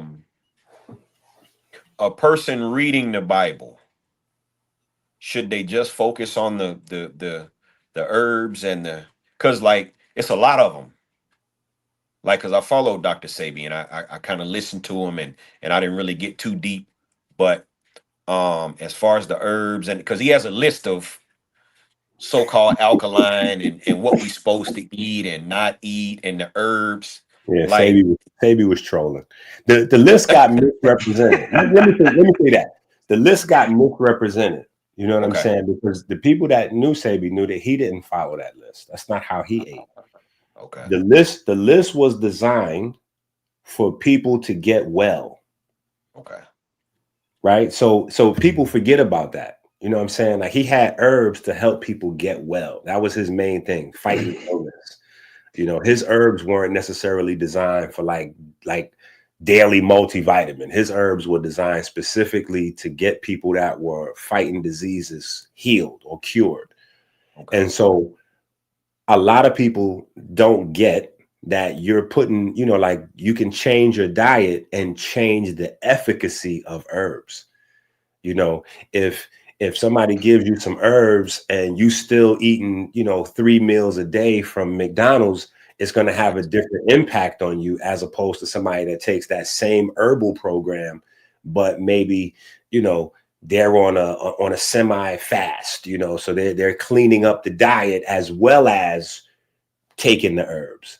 And then you can increase the efficacy even further by increasing how much water you drink while you're doing the herbs, while you're cleaning up your diet. And then you can increase the efficacy even further by adding water, cleaning up the diet, and then also becoming active. Now we need you to exercise. We need you to, you know, start getting in a certain amount of steps, or, you know, hit the gym 2, 3, 4 times a week. And, you know, like, it's not just, you know, the plants that's going to do the magic by itself. There's other things. So the food list was primarily for people to get out of their own way while trying to battle off whatever. But, you know, Dr. Sabi was a researcher, so the food list was going to change as long as he was alive. Yes. But he passed, and so the food list got locked in the stone, and so the research didn't really go any further. You know what I'm saying? And then, you know, some folks, you know, we're trying to wake folks up like, hey, this is 2025. That food list is from the 80s. That's like a pre-COVID. That's not, okay. I need y'all to wake up now. Just, you know, Dr. Sabi said no hybrids, but on the food list is spelt and watermelons, both of which are hybrids, right? So now we faced with a conundrum.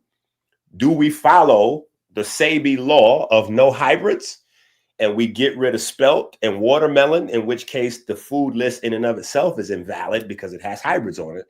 Or do we say that we need to do more research so that we could develop more understanding? Because maybe Sabi didn't really mean hybrids in the way that we think of it today, because in the 70s and 80s, the scientific vocabulary was much smaller. So now we have more nuanced understanding where you can go natural hybrid versus laboratory hybrid. Then you can go genetic modification, which is even like in a third category, separate from laboratory hybrids and natural hybrids. You know what I'm saying? So it's you know, it's like, what, you know, we got to do the research. That's what I'm saying. But we can't do the research if we turn Sabi into a religion, or if we don't even know how the body even processes these things in the first place. Like, what is it about a plant that makes it nutritious? You know what I'm saying? Like, what is that? What's the stuff in there that's good for you? How does that translate to your body? You know, how does that speed up or slow down, or like, what is it? What's happening in there? You know what I'm saying? It's not magic, but the pharmaceutical companies understand what's going on because they spend billions of dollars researching plants, millions of dollars spending, you know, sending teams out on expeditions into the mountains, into the Amazon, into the Africa, to the Congo, to find these rare plants and then bring them back to the lab, isolate specific, alkaloids or terpene, just any specific compounds, and then turn that into something that they can, put a patent on, and then, boom, this is now a medication. You know what I'm saying? So they understand, but they keep the masses of people kind of ignorant from the fact that, medicine for the most part comes from plants. These are plant extracts, you know what I'm saying? And when you extract the compound from the plant and you get a concentrate, there's a faster mode of action, but with a faster mode of action comes, a higher amount of possibility of side effects. So usually, one medication brings two medications bring four, like you gotta get the medication for the main thing. And then you got to usually get some medication for, whatever develops, like statin drugs are famous, for creating needs for other medications. That's why statin drugs have been so successful, at least as pharmaceutical companies are concerned, because they judge success of drugs based on how much money the drug has earned them, not necessarily how many people have been healed or cured by the drug. They just go by how much money they've made off the drug. And so, a statin drug blocks the conversion of acetyl-CoA into cholesterol. And so, that's how the statins fight cholesterol buildup, by stopping your body from producing cholesterol. But the problem with that is, if we understood that, we would never subject ourselves to that. We would force ourselves to find another way to fight the problem. You know what I'm saying? Because sometimes when you think you have a solution, you stop fighting. Right. If we realize that's not a solution, we would continue to fight. So the moment you figure out, okay, well, cholesterol is in your body, cholesterol is like clay. Cholesterol is not something that your body has, for its own sake. Cholesterol is a thing that various systems of your body turn into something that it needs. So your skin, your liver, and your kidneys work together to turn cholesterol into vitamin D.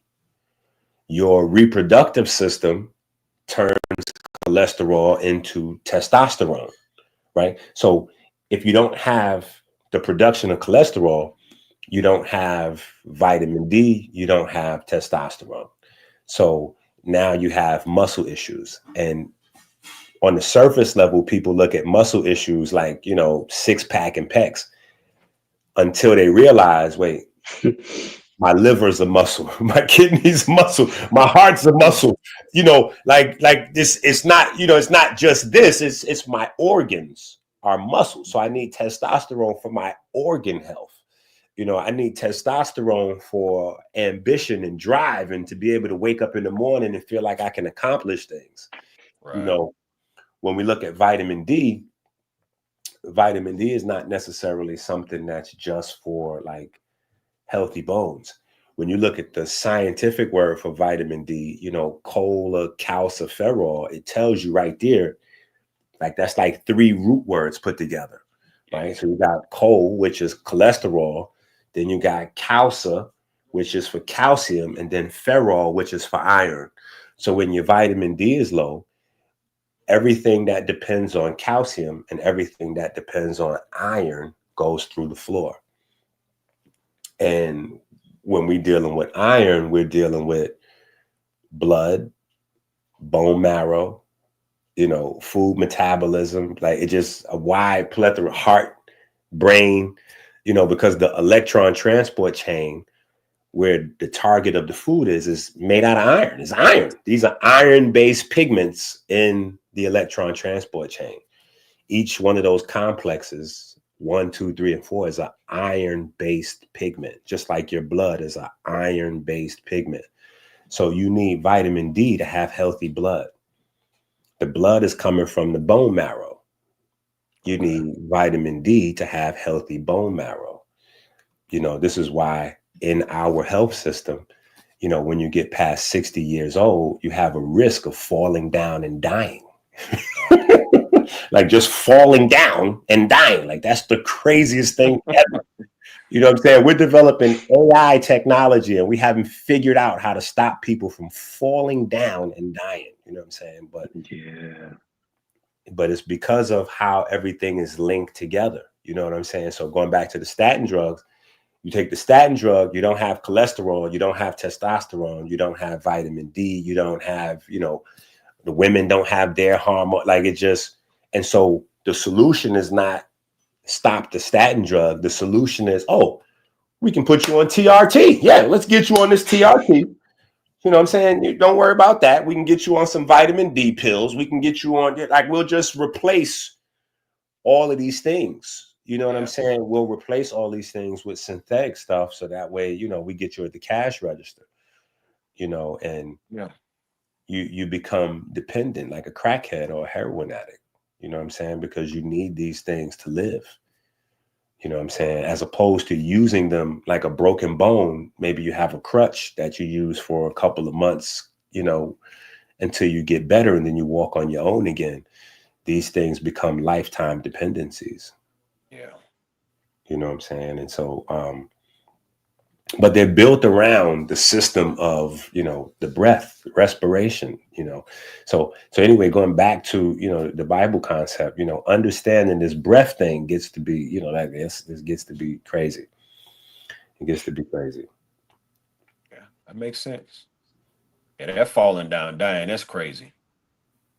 Yeah, that is crazy. We building all kind of cars and skyscrapers in Dubai, and we got all kind of architectural engineering, like we can't fix hips. like you know what I'm saying? And I think it's because we don't get, again, we're still new in the space of understanding subatomic particles. Right. So we understand the Newtonian physics aspect of bones. We understand that bones are made out of collagen. So we go, okay, yeah, copper, lysine, vitamin C, initiates, glycine, proline, hydroxyproline to build new bone. And, so we got that part, but we don't understand that there's a whole nother side of bone, because a bone is crystal and crystals are piezoelectric. So it's pressure regulated to produce electrical currents that then instruct the individual cells on how to either build or destroy. Because you got two main classes of cells inside bones, osteoblasts and osteoclasts. And their behavior is a direct translation of electrical signals that the bones get from pressure. Applying pressure waves or mechanical waves to the bone, because they're piezoelectric, turns into electrical signals that your body then turns into cytokines and hormones and, growth signals. Or lack thereof, which means break this stuff down. You know what I'm saying? Break this stuff down because we don't really need it. And so, there's something to be said for just going back to the concept of seeing work as a blessing, seeing seeing walking as a blessing. Where I come from, if you walking, like, we just have so many things that program us in a negative way, but it's not somebody else doing the programming, it's us. It's our moms, it's our grandmoms, it's our girlfriend, it's our main homeboys, it's the neighborhood. Like, you see somebody walking, you go, oh man, he broke. He doing bad. Like, man, you ain't got no car. Man, what you doing? Like, how you out here? You want me to give you a ride? Like, you You know what I'm saying? We had TLC like no scrubs. You know what I'm saying? Like I have your best homeboy ride, and like so walking is a thing. Like we don't want to be seen walking like crazy. I got what I'm saying? Like I'm not gonna be out there walking, but if you look at China, if you look at Africa, places where intrinsically they are way more healthy and they don't have the metabolic and cardiovascular issues, they walk. Right.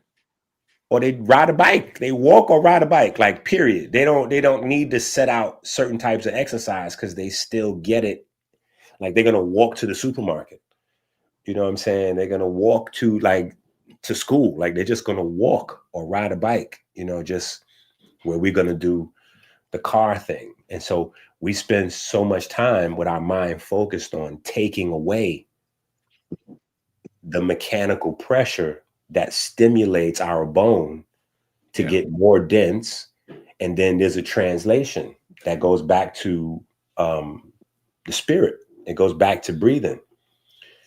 The pressure that you put on your bone not only converts into electrical signals that build the bone, but it converts into electrical signals that determines the amount of red or brown bone marrow versus the amount of yellow or fat-based bone marrow. And the more healthy bone marrow you have, the more blood production you get from the bones. Your blood literally comes from your bones. So when we slow down or eliminate the pressure, these piezoelectric signals on the bone, we literally cut down or eliminate your body's signals to produce more blood. So you have two places that these signals are generated: the intrinsic signals from the bone via piezoelectricity, and then you have the erythropoietin from the kidney. The kidney produces a steroid that tells the bone to make more blood, right? And then you have a network of health, like sensors throughout the body that communicate with the kidney, like the carotid arteries and whatever, you know what I'm saying? But if you don't have healthy bone marrow, you can't produce blood. So now you're running around thinking that you're anemic and you need more iron to fix the anemia, but it's not an iron issue. It's a bone marrow issue. You just don't have healthy bone marrow. So you could take you could eat a magnet if you wanted to. You know what I'm saying? That's not where you need to fix. You know what I'm saying? You need to, hit, give me some of these push-ups and, give me some squats and some push-ups. You know what I'm saying? You need to hit the bar. You know what I'm saying? You need to get in the gym or something. You need to do some weight-based resistance training. Like you need to work. You know what I'm saying? Because even riding a bike or swimming, although those are good for certain things, they don't produce the mechanical pressure that you need to go on the bones to stimulate the bone health. You know what I'm saying? But so yeah, there's a bunch of Don't start asking me open-ended questions because this the reason why I'll be writing these books. I'll talk you to death.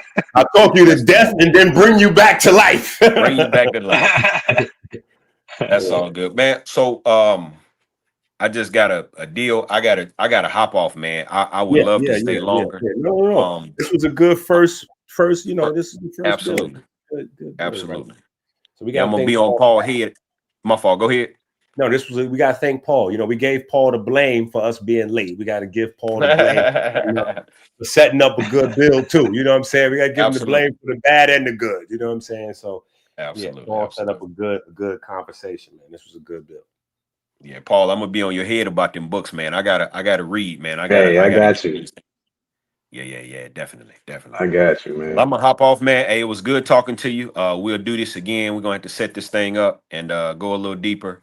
Because I wanna get more into this biochemistry. Because I know Paul brings that up every conversation we have.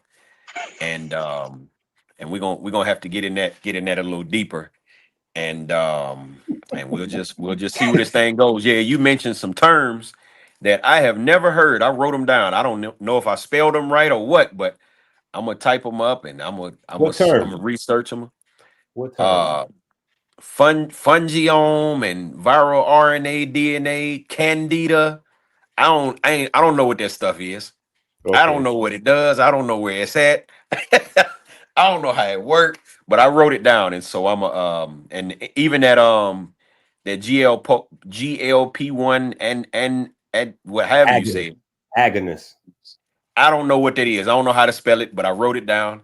I'm gonna research it, and all that good stuff because it's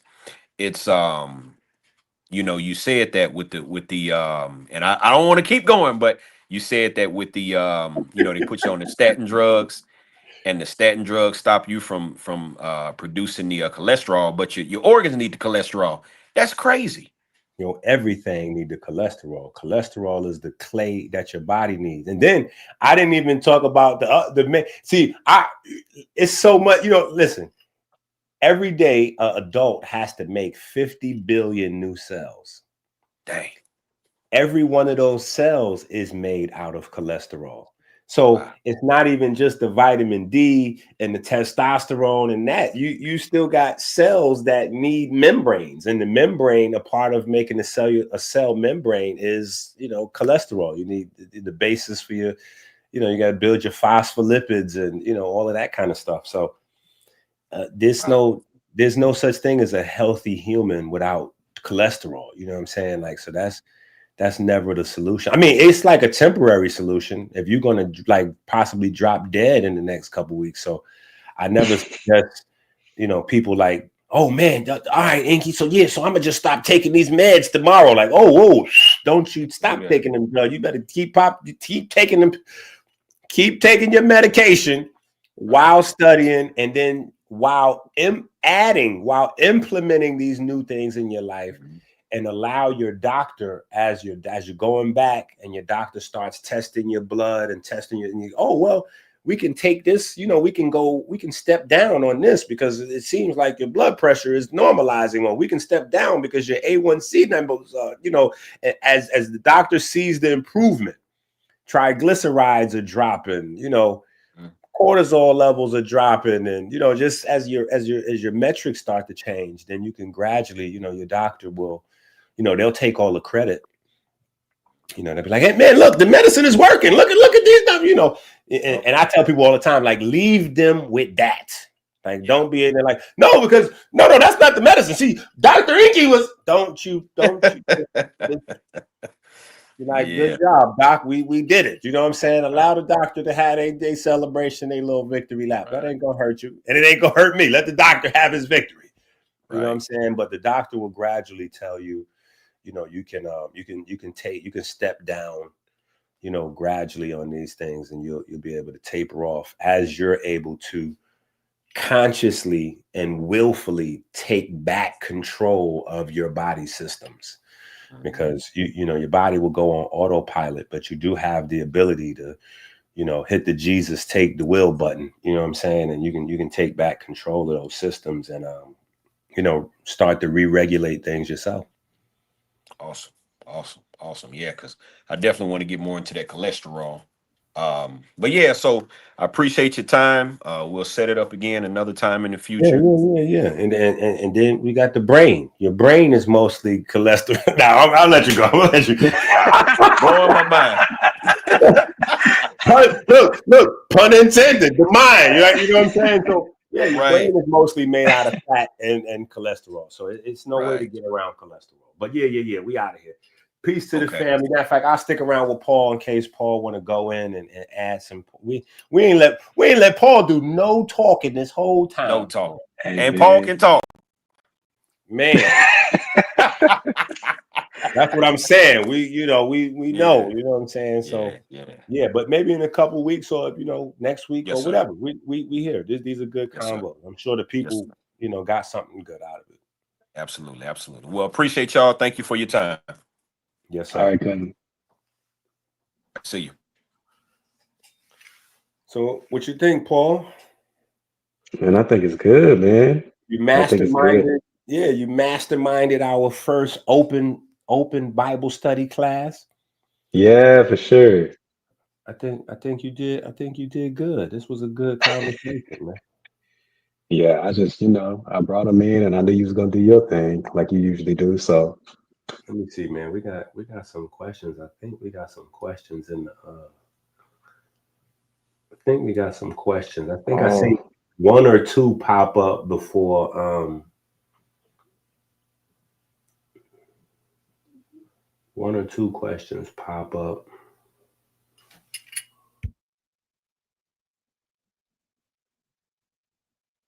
when he just texted me, said, can he get the recorded Well, it's on the on yeah. YouTube? See they might be used to doing like meetings because you could use StreamYard like Zoom Mm, and do like meetings on it. You know what I'm saying? But yeah, yeah, yeah. okay, here go a question. Make sure y'all like, share, super chat, subscribe, join the Patreon. Go get you some products. American Healer website. Hit me on the Cash App. Hit me in the Zelle, PayPal, super chat, Cash App, and go to Amazon and get you some books. All right, now let me see. What supplements are good to take during a water fast, and do you have a bundle pack for it, bro? Don't I keep listen, y'all think I be playing? This water fast thing is out of control. Okay, supplements on a water fast. What supplements would I suggest on a water fast? Okay, I would suggest Some B vitamins. no, I'm gonna even go No? further. I'm gonna go further, and I'm gonna suggest some watermelons and some tangerines and some celery. I'm gonna suggest some sweet potatoes. I'm gonna suggest some food. Some food. Man, stop these water Right. fasts. Yeah, stop these Yeah. water fasts, man. Stop these water fasts. Get you a sandwich. No, um, yeah, I would say that honestly, it would be much, much more beneficial for you to just go on a produce fast where you don't have any like rice or pasta or bread or anything like that. Just water, fruits, and vegetables for a while. Like that would be the best type of fast to go on. You know what I'm saying? And then from there, obviously where Paul was at, because we've been having this conversation, you definitely want to get your B vitamins and your C vitamins, because if you already have a healthy intake of vitamin K, vitamin E, vitamin D, your fat soluble vitamins usually last, for a couple of weeks in your system. So those aren't going to deplete during a water fast, but your water soluble vitamins are going to deplete. Your water soluble vitamins are going to deplete. So you need to watch those. But, and then how are you getting fiber in? Like, how are we getting fiber in on a water fast? Like that's so you can't even really. So if you was to Google search, right, and you start looking up the benefits of water, right? I just want the people at home to know you don't actually get all the benefits of water without fiber. This is one of the downsides to just like searching information on the internet, is because the artificial intelligence is only good at like specifically answering your question in a narrow sense. It doesn't provide context or nuanced information outside of your specific question. So it's kind of like rubbing the genie lamp, you know what I'm saying? And you see these old shows and cartoons where you get 3 wishes and then you like use up all 3 of your wishes, and that by that time you really figured out what you should have wished in the first place, but it takes you a few wishes to figure out what you need to start wishing for. Like that's kind of how, you know what I'm saying? So you got to kind of know some, you know, some stuff to get the most out of these research tools, because that's what search bars and AI is, which is an advanced, you know, search bar. It's a research tool.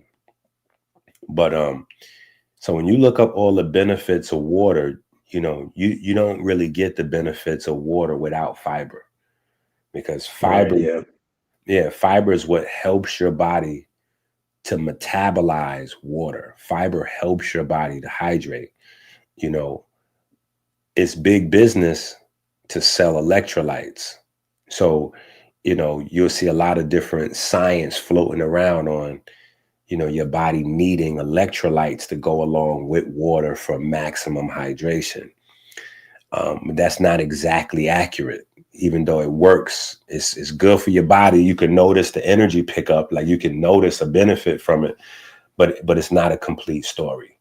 You know, the electrolytes are the part that, you know, your body produces electricity and light from. So electrolyte, you know what I'm saying, in a real sense.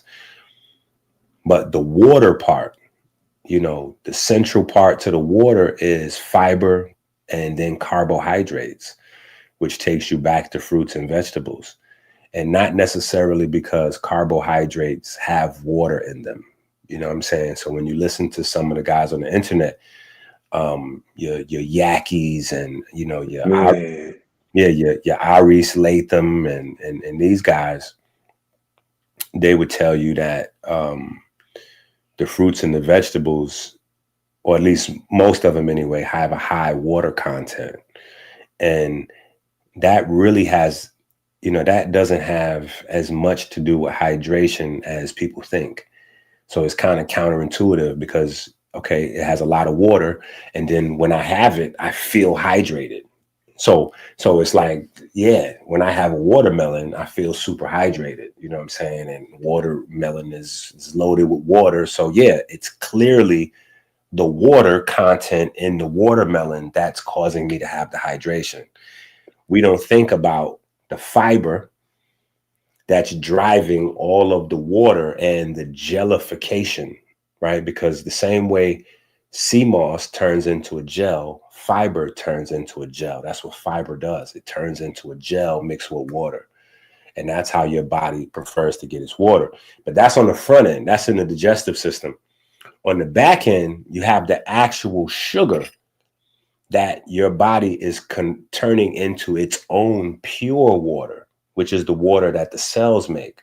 So when your body processes carbohydrates and, you know, you separate the hydrogen, and the hydrogen is broken down into electrons and protons. And, you know, the electrons and the protons go through the electron transport chain at complex number 4, right? Before you get to ATP recycling, you have water production, you have aquagenesis, you have water being produced in the mitochondria from the carbohydrates you're breaking down. So it's actually the carbohydrate producing fresh, pure water inside the cell that gives you that supercharged, you know, that supercharged, refreshed, hydrated feeling in combination with the fiber of the fruit. So that's what makes fruits or vegetables so hydrating, is that they have some water content, but the water content is combined with fiber. So you're getting it how you're supposed to get it. And then the sugar is going to turn into pure water inside the cells, right? If you combine that with a little bit of movement, so you know, your body breaks down the sugar and it doesn't, you know, just stick around in the blood and turn into high A1C numbers, you know what I'm saying? But yeah, so I wish people would stop doing these water fasts. You know what I'm saying? Like, yeah, seriously. Please, beloved, let's stop doing the water fast and let's just clean it up for a little while. You know what I'm saying? Like, let's go on the green fast. You know what I'm saying? Like, let's just go greens for a little while. Let's just go, you know, like we did the the Green Man Challenge. You know what I'm saying? We might have to bring the Green Man Challenge back out. Like, let's just go greens and, you know, or vitamin A. Let's do the 10K a day vitamin A challenge. You know what I'm saying? Like, that's why we develop these challenges, so that people would have healthier options than what they see on the internet. You know, a water fast, or putting, what was the other one? Before the water fast, people was following Beyonce and Oprah plan with Oh yeah, the maple syrup and the lemon, syrup and cayenne pepper. maple syrup and cayenne pepper. Like, I'm like, bro, if another person asks me about maple syrup and cayenne pepper, I'm going to explode. You know what I'm saying? Oh my God. And then before that, it was, yo, I read this book. It says I'm supposed to eat right for my haplotype. So what? I mean, no, eat right for my blood type. You know what I'm saying? Blood type, right. So what should I do with my blood type? I'm like, stop reading them dumb books. That's you need to figure out how your body works. Your blood cells don't even have mitochondria. What are we, you know what I'm saying? Like, this is crazy. You know what I'm saying? But yeah, so that's what I would say, you know what I'm saying? But people be dead set on trying out stuff, you know what I'm saying? So you do your water fast, get your B vitamins, your C vitamins, and just be prepared to, you should be smoothie ready. You know what I'm saying? Be smoothie ready. Like, if you do the water fast and you get a day and a half in and your body start feeling weird, get you a smoothie in. You know what I'm saying? Like, don't feel like you got to force yourself to stick through it because the guys on the internet said that, it's the toxins coming out of the cells, stick through. Like, no. You need to get you something to eat. Just sandwich time. Let's get you a nice hot bowl of oatmeal. You know what I'm saying? Like, yeah, man. Yeah. So, but yeah, that's as far as I'll go too, is a smoothie. I might just have like 2 meals be smoothies, and then my lunch will be just a grain bowl with a bunch of vegetables and stuff like that. Yeah, I mean, that smoothie, as long as we put the smoothie together with some sense, the smoothie for sure. a long way. You know what I'm saying? But even folks go crazy with the smoothie because they believe the word is healthy. The S, the M, the OOTHIE, like, they believe smoothie means healthiness. Like, that does not mean. They going crazy. They adding dates, they adding bananas, they adding agave syrup. And Inky, which one is the best one to put in my smoothie? Should I put agave syrup or maple syrup? I'm like, where you get this multiple choice set from? Like, who told you should put agave or maple syrup into your smoothie? Well, on the Dr. Sebi food list, I'm like, oh my God. Okay. Yeah. Get rid of that. Okay. It's not the 80s anymore. We're gonna start you right there. Like, just stop it. You know what I'm saying? No more adding syrup into the smoothie. Like, we're not gonna add syrup anywhere. We're gonna get rid of syrup. Dr. Sebi was trying to fight a population that didn't have any understanding of sugar, any understanding of glucose, and he was trying to give people a healthier option than Domino sugar. You know what I'm saying? And so in that space, Dr. Sebi was a genius and ahead of his time, and that he provided amazing options to wean people off of, Domino, big white bags of sugar. You know what I'm saying? But we still got to keep going. You know what I'm saying? Like, we don't stop there. You know what I'm saying? Like, we got to keep going and get, try to get back to liking the taste of food. You know what I'm saying? Yeah. Because most of us don't even know what food tastes like. Yeah, because we use so much condiments, ketchup, syrup, all these different things that covers up the taste of the food. We don't know whether we actually like chicken or not. You haven't had any chicken. You know what I'm saying? You bread it, you flour it, you season it, you barbecue it, you ketchup it, you know what I'm saying? Like, you're not eating actual chicken. Like, you got to eat a chicken alive. You know what I'm saying? And then you know whether you like chicken or not. Go catch one and just bite right into it. You know what I'm saying? Dang, yeah. Then you could say, oh yeah, I love chicken. Other than that, You don't love chicken. You love fried grease. Yeah. Yeah, you love fried grease. You know what I'm saying? But yeah. So but yeah, feel free to go to the website. You know what I'm saying? He said, do you have some supplements for it? What I would say to help on your fast would be like maybe just go get a couple bottles of bitters from the website. We definitely have some bitters that'll help you out overall. You know, we got some bitters that'll help you out overall. You can go get the bitters.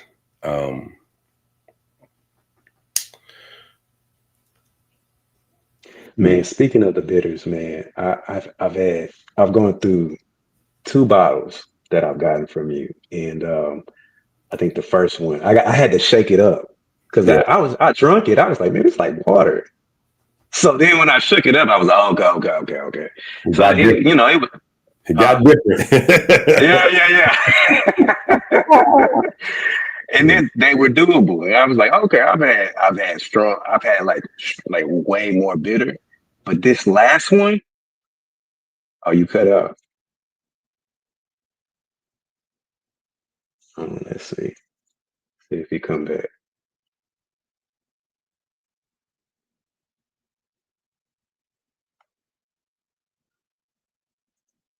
Is it just me?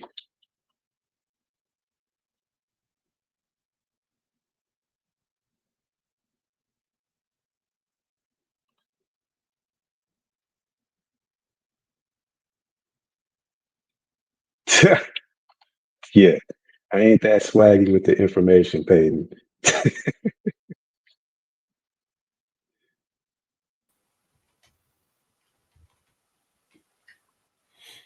Okay, you back. Yeah. So no. Okay. What I was gonna say was,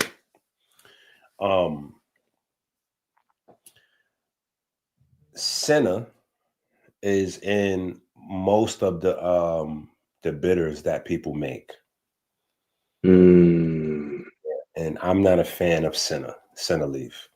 A lot of people use the Senna leaf. I'm not a fan of Senna leaf because Senna yeah, leaf no. code.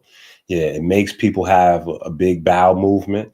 And usually people feel satisfied with their purchase when they drink your bitters and they go have a big bowel movement. They're like, yeah, Yeah.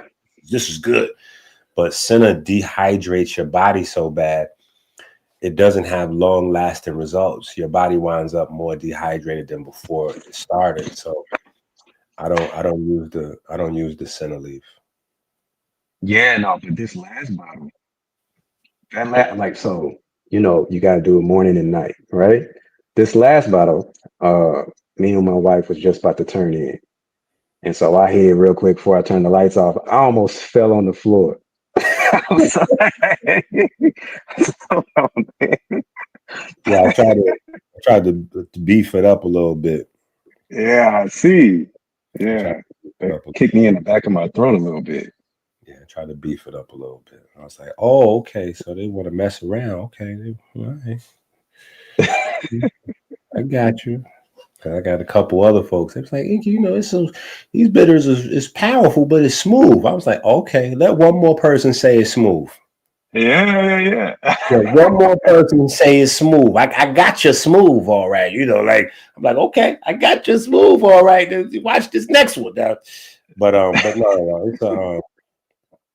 it's just a happy medium. I try to just put it at the right spot so that it's palatable, so people don't mind drinking it. And then, like me, I gotta pass it through the family. You know what I'm saying? So Mm, I gotta make sure my 10-year-old girls, they're not gonna fight me too much. You know what I'm saying? And I got Chloe. She in the middle. She's the worst person. She's the worst person out of all 5 of my babies. Like I gotta wrestle her down. You know what I'm saying? If it's sugary, she's all in. If it's bitter, I'm like, okay, come on, Chloe. Listen, I don't even got that much energy today. Now, come on, just drink it. But I know man. I could find a sweet spot where, you know what I'm saying? Like, okay, I don't get too much fight back from her, but at the same time, this what it's supposed to be. I'm like, okay, this is good. We in a sweet spot right here. Yeah. Try to use a combination of different plants that, you know, some are over the top with the bitterness, and then some are kind of more subtle. But yeah, I would also, you know, like, I was thinking about the Blue Magic, but you know, like, that's not really, you know, if you're trying to get your mind dead set on the water fast, I would just say maybe add the bitters in that'll help you out, you know, with your, because I think the bitters can speed up. So the thing is with the water fast, right? If we're looking for health benefits, and it's just, I'm gonna finish up on the water fast. Like, and you ain't have to keep talking about my water fast like that. My bad, because I know people be excited, and then you mess up their, you know, excitement. Like, I'm about to do this water fast. We going in, then like, no, the water fast is horrible. Like, hold on, Inky, I done bought my little stuff and got ready and got 12 gallons of, you know, like, they ready, you know. So I don't want to discourage folks from anything that could make, you know, that could be beneficial. You know what I'm saying? But the health benefits that you would get from a water fast, you know, outside the obvious of, you know, giving your body a break from, you know, whatever daily toxins is in your normal food or whatever, you know, is always autophagy. Any type of fasting break is always, you know, you're looking for autophagy, you know, enzyme repair, protein recycling, stuff like that. So the bitters will help speed that process up for you. The bitters will help get you into autophagy faster and make your autophagy more efficient. And so if you was trying to do a 3-day water fast, maybe you could just do a 2-day water fast. You know what I'm saying? Cut that down some. But I seen one guy on the internet, and this is when I started doing the videos, because somebody sent me the video, and he was trying to do a 5-day. He wound up having to go to emergency room on the 2nd day. I was like, oh my God, see, this is what I'm talking about. We got to stop these water fasts, man. This is crazy. You know what I'm saying? But he was doing it like a not live stream. What the term I'm thinking? Like almost like a reality type of, you know what I'm saying? Like it was following me along. So he couldn't necessarily like hide, you know, this, you know, so he had to go to emergency room and all that. So it's like, yeah, we don't want to, you know, your body ain't designed to live off water. You know what I'm saying? Also, you know what else could be good? If you try to do like a raw coconut water fast, that might even be a little bit better than a water fast. You know what I'm saying? I don't know. I'm just not a fan of water fast. Yeah. Let me see if we got any more questions. So I could get Peyton got one. Peyton always got one. Yeah. Peyton got the answers too. Let me see. At the end of the day, return to underground. I'm trying to get all the ones. We playing around. Ra, Serena. Oh yeah, this is back when we were talking about the GLP stuff. Back to the MDR books. Spine, brain, heart.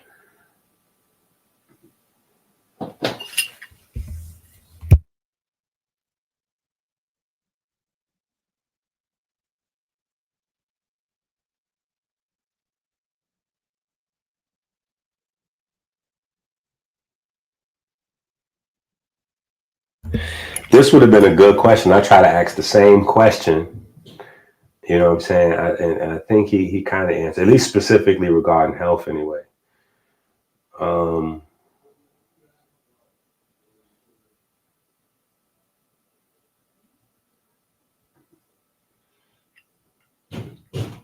Yeah, fiber slows it down. Fiber slows it down through the colon, allows you to get more into circulation, and then it helps the mitochondria to do their thing. So that's where you get into, you know, L cells and D cells and just all of those cells that are in the digestive system. And the stuff that they produce.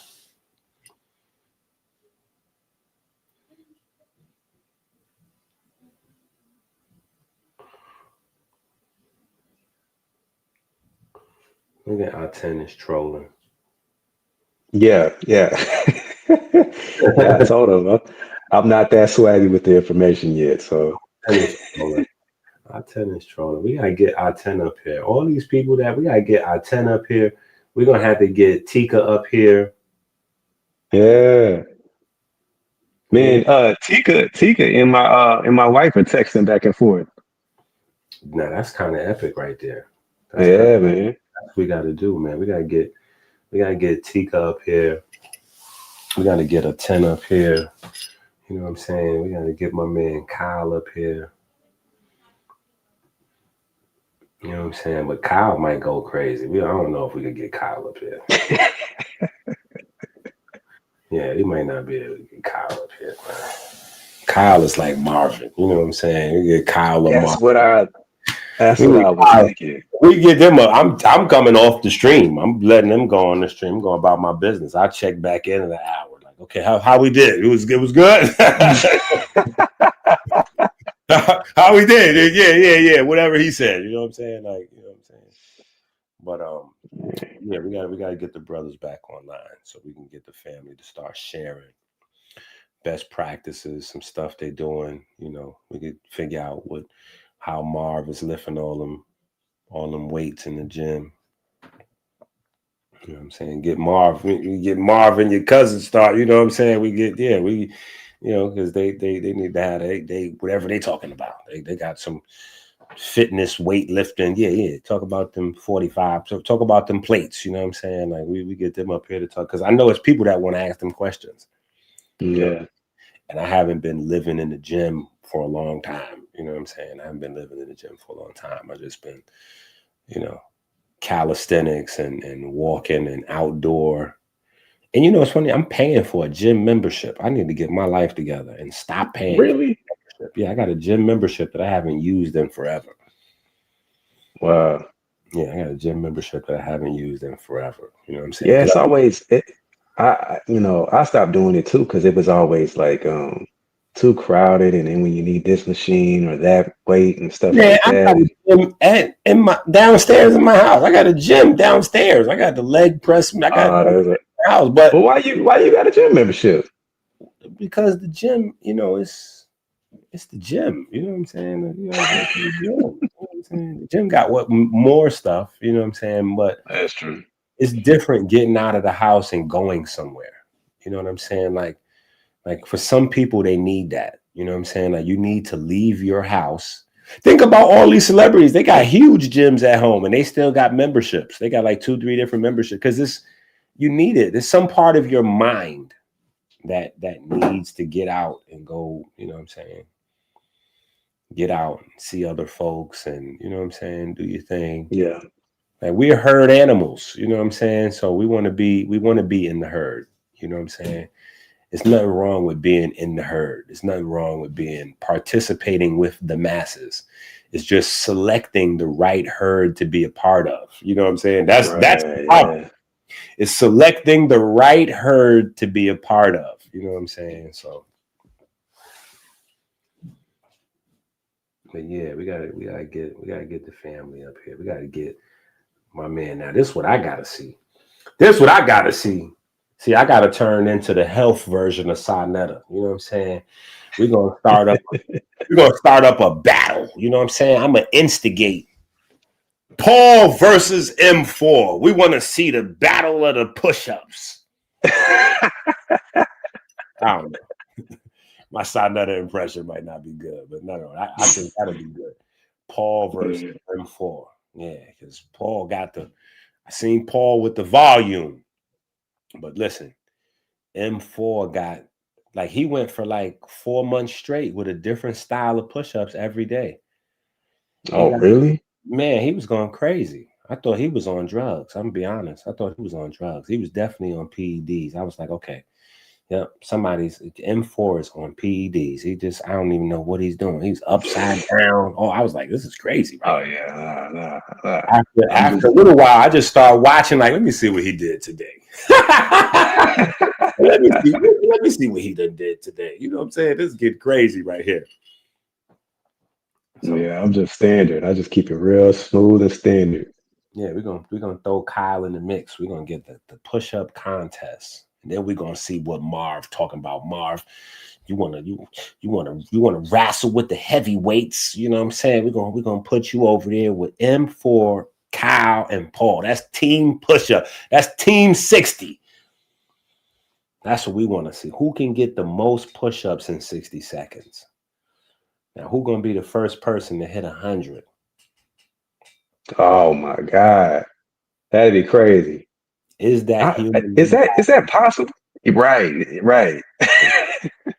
That's a question. Is it possible to do 100 push-ups in 60 seconds? I believe it. No, I gotta find out where's Derek. I gotta find my man Derek Arnold. He used to be doing some crazy push-ups too. He used to be doing like the holds and the L sits and the, he was going crazy. But then he had Is his that the one with the he had like the braids up top, the dreads and stuff like that? yes. Yeah. But he got Okay, he got lost in fatherhood. You know what I'm saying? He got lost in fatherhood. So Okay. and it's easy to do. It's easy to Yeah. do. I've had periods where like, because you have your first baby and then some men are not naturally good dads. There's some good fathers are not always good dads. You know what I'm saying? Same thing with women. Some good mothers are not always good moms. You know what I'm saying? But if you got that dad instinct, it's very easy, you know what I'm saying, to get lost in your baby. You know what I'm saying? You in the baby world. You know what I'm saying? And that's how it's naturally designed to work. You know what I'm saying? Your hormones change and everything. Men go through hormonal changes when we become fathers. A lot of people don't think about that. You know what I'm saying? They go, the women go through hormonal. No. Men go through hormonal changes as well. You know what I'm saying? Yeah, I was reading your book. It's to domesticate them and right, and stuff like that, right? Yeah, Okay. absolutely. So, we got to find Derek and bring him back out. You know what I'm saying? I probably just got to challenge and be like, yo, my man Paul said, yeah, I'm putting it on you. I ain't putting it on me. I ain't putting it. I'm like, yo, my man Paul said he ready to see you whenever you ready to come back outside, buddy. Yeah. I got my man Paul and I got my man Kyle. They ready to see you. You know what I'm saying? They doing 70, they doing 87 push-ups in 60 seconds. What you got? Like 87.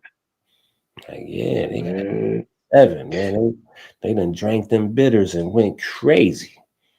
That's why I was wondering if it's even possible to get 100 because I was moving so fast on them push-ups. I was hearing the wind in my ears, man. I was like, yeah. Well, yeah, you can do. That's why I think 120 is the most that's humanly possible. I just don't know the development level that's required for you to do that, but I think 120.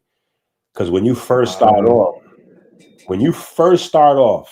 you get to the point where, like, within your first 10 push-ups, you in a space where you can get 2 push-ups in per second.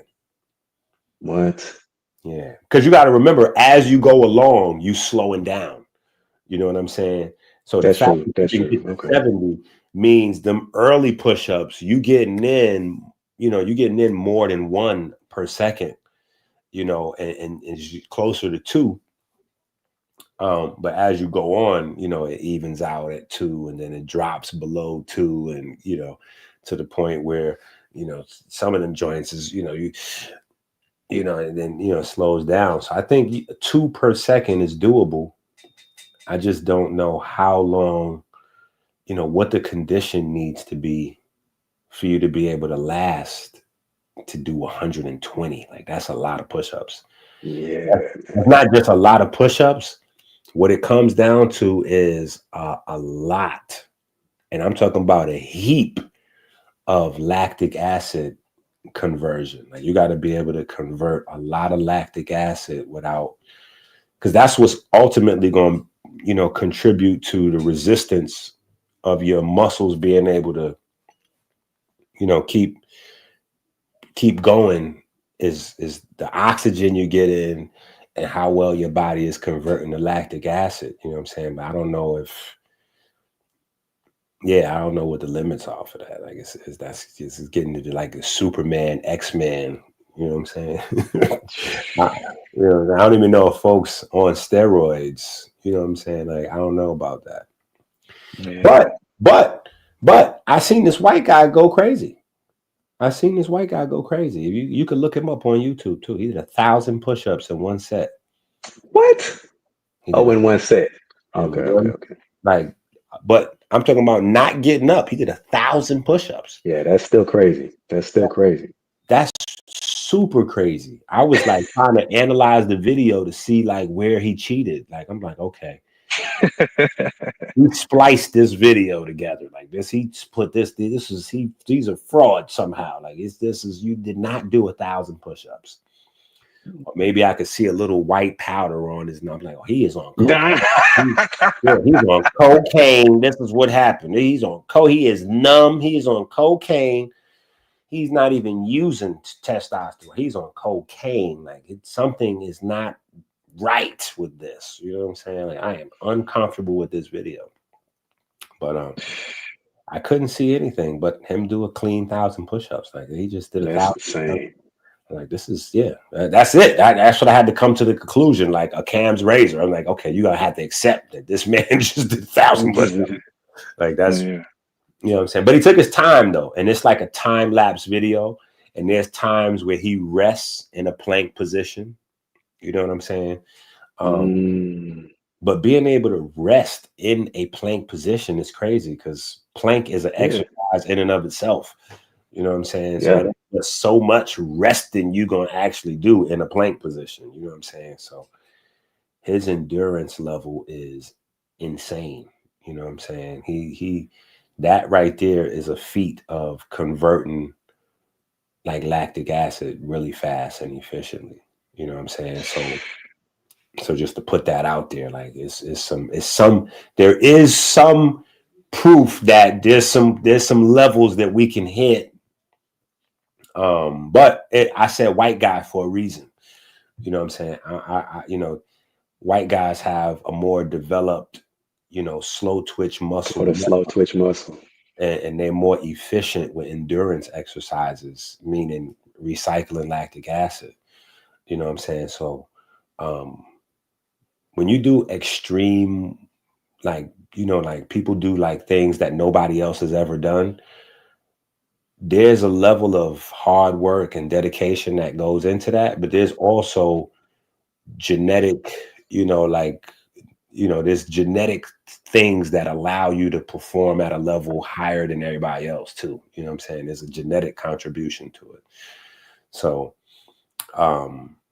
there's that, you know what I'm saying? I factored that. And I was like, yeah, this is the ultimate endurance, even though it's a resistance, it's push-ups, you know what I'm saying? But this is some crazy endurance maniac. Like who even thinks of doing like, I'm gonna set up a camera and do 1,000, like what? And he stopped at 1,000. You know what I'm saying? Like I believe he set that number as his goal. Like I'm gonna do 1,000. You know what I'm saying? But yeah, for sure.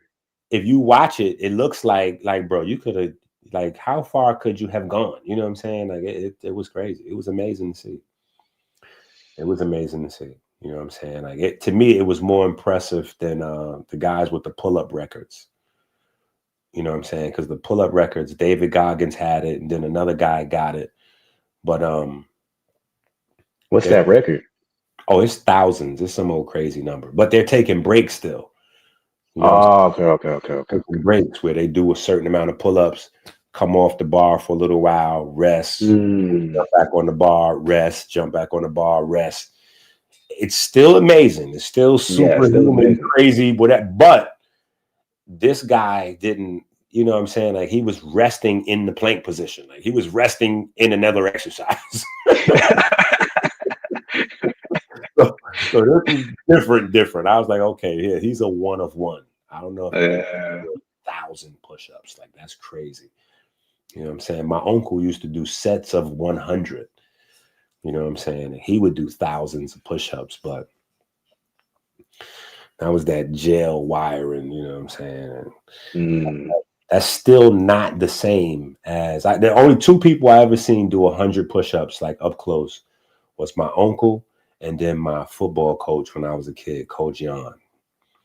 And Coach Jan was a really big dude, you know what I'm saying? And I thought he was like, because he was a football coach, I thought he was just trying to like say crazy things to just inspire us to do more, you know what I'm saying? Mm-hmm. He was like, nah, I really do 100 push-ups. But he played with the Patriots, you know what I'm saying? He was actually a retired NFL player. So I seen him do 100 push-ups and then get up. Like, I was like, okay, that's different. That's different right there. I don't know, like these NFL players got a different level of, you know what I'm saying? So anyway, this who knows? We push the body hard enough, we don't know what it can do.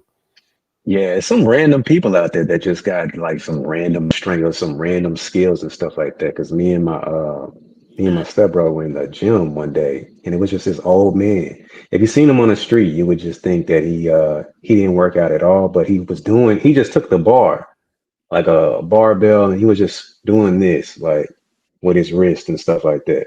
And so we asked him, we was like, "What are you doing?" You know, he's like, "Oh, I do this to work out the wrist." And I said, "Oh, really?" I said, "Does it, you know?" Does it really have like a benefit? And he goes like this. He's like, both of you grab one, you grab the other. He's like, try to turn it. And so we tried to turn it and we work out. Yeah. We tried to turn it. Man, it was like, it was like a steel. And then he goes like this and brought us to our knees. Yeah. And the crazy thing is now they use that as a metric for health. You know what I'm saying? Like grip strength. Grip strength is a metric for health to measure your health and longevity. So some of the things that these old timers was telling us back in the days that we wasn't listening to is like, well, hold up. Second Ezra, shout out to my man Second Ezra. You know, he's the brain with the merch. But shout out to Second Ezra in the chat trolling us, talking crazy, talking about 100 push-ups is easy. Second Ezra, we love you, you know what I'm saying, but you sound like you on cocaine. Yeah, he's on cocaine. He going to jail. He on cocaine. It's all right. There is no universe in which 100 push-ups is easy. Most men cannot do 20 push-ups. Yeah, that's facts. You know what I'm saying? We're dealing with a population where 90% of the population cannot do 25 push-ups. Like we see, like, yeah, 25 they can't do 25 push-ups to save their life. Period. And when you start going past 20, 25 push-ups, they looking at you like an alien. You know what I'm saying? So there are, you know, pockets of guys that have just been doing them so long and so routine that, you know, it may seem easy for them. Like, so right. Yeah, it might be easy for Ezra to do 100 push-ups straight, but when you get out into the neighborhood and you start trying to spread this information and get other people like, yeah, we're going to do this 60 and 60. They're like, 60 what? They didn't even get to the other 60. They just heard the first 60. Like, wait a minute, 60 what? I'm not doing those 60 push-ups. Are you crazy? I might die. I'm like, no, we got to try to do 60 in 60. 60 in what? 60 minutes? What? I'm not doing no 60 push-ups in 1 minute. That seemed like, that's like a crazy concept for people. You know what I'm saying? So, yeah.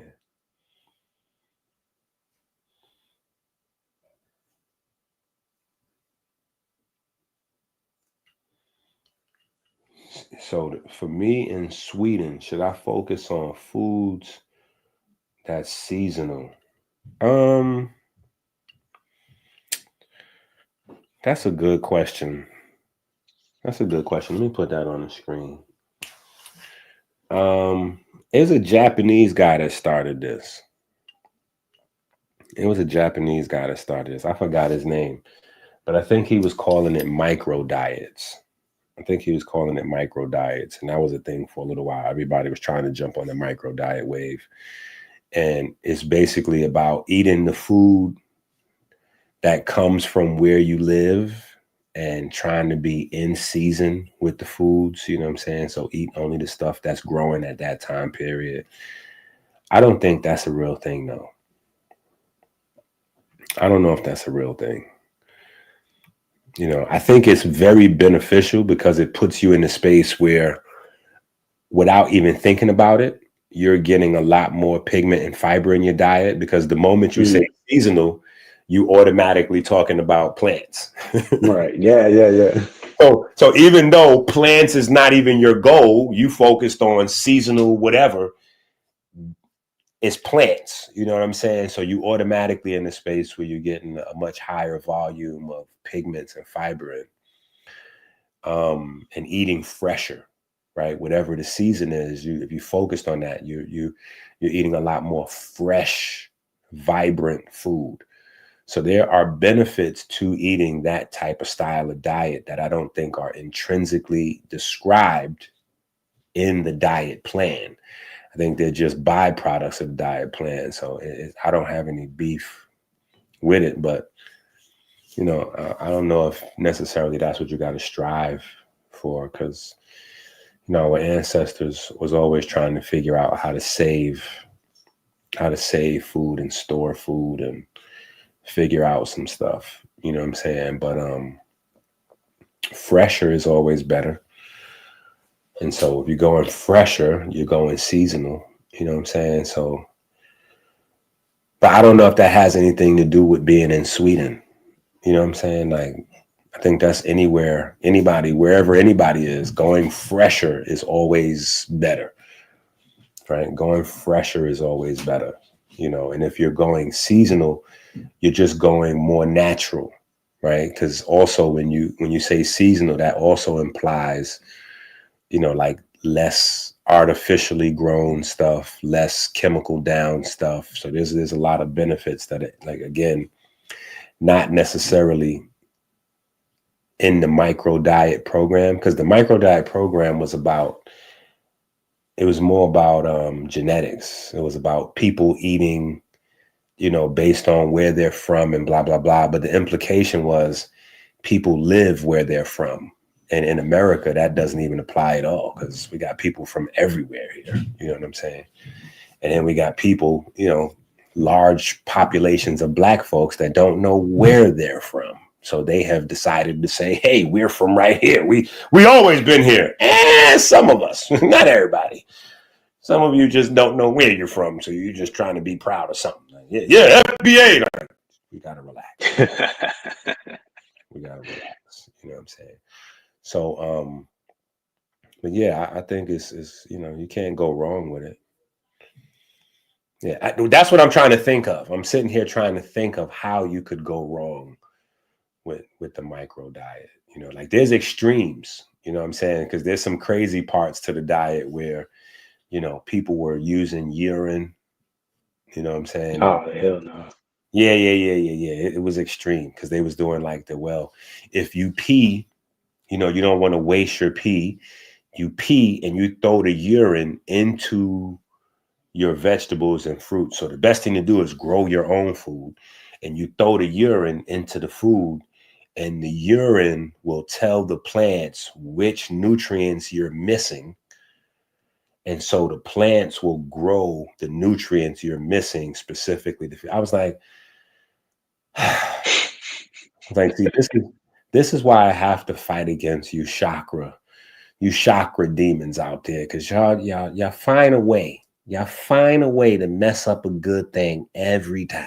You know what I'm saying? Like, we're not going to pee on the vegetables. And then if I come over to your house and you tell me, oh, yeah, I grew these vegetables myself. I'm like, yeah, right.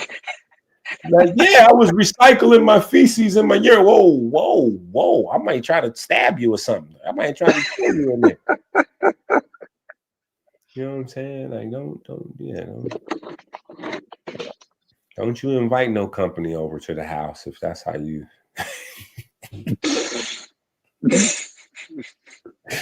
You got to eat that alone. You gotta lock in. That's all you, Yeah, John. right. Yeah, that's all you. You ain't got PP vegetables. But yeah. I think it's. I don't know. I think it's good though. I can't think of any. If you follow the seasonal blueprint, you know what I'm saying. I just don't know what that would even. Like, I'm trying to figure out what that would mean because you added in Sweden, so I don't know what that means. You know what I'm saying? I don't know what stuff grows there. I know every country has its own stuff that grows there, and then some stuff that grows in other places. But usually, countries have a few things that only grow there. You know what I'm saying? And so those are usually a part of gross domestic product. You want to exchange those things with other countries. So we have the ability to go to the supermarket and get stuff that our ancestors might have had to climb to the top of a mountain to get. You know what I'm saying? We can just $4-5. We got the most amazing whatever. You know what I'm saying? Like, but yeah, I think that's Maybe he's talking about like stuff like, fall vegetables like squashes and stuff like that, and then summertime like tropical. Yeah. He added some more color for us. Is it bad to eat mangoes every day? Let me say this. I'm probably not even qualified to answer that question, brother. Because I'm Haitian. And I'm an American Haitian, but I'm still Haitian. My blood is Haitian. It's Haitian information inside my blood. So Haitian, like if you talk to a Puerto Rican, right? Like, say for instance, you talk to a Puerto Rican from the Bronx.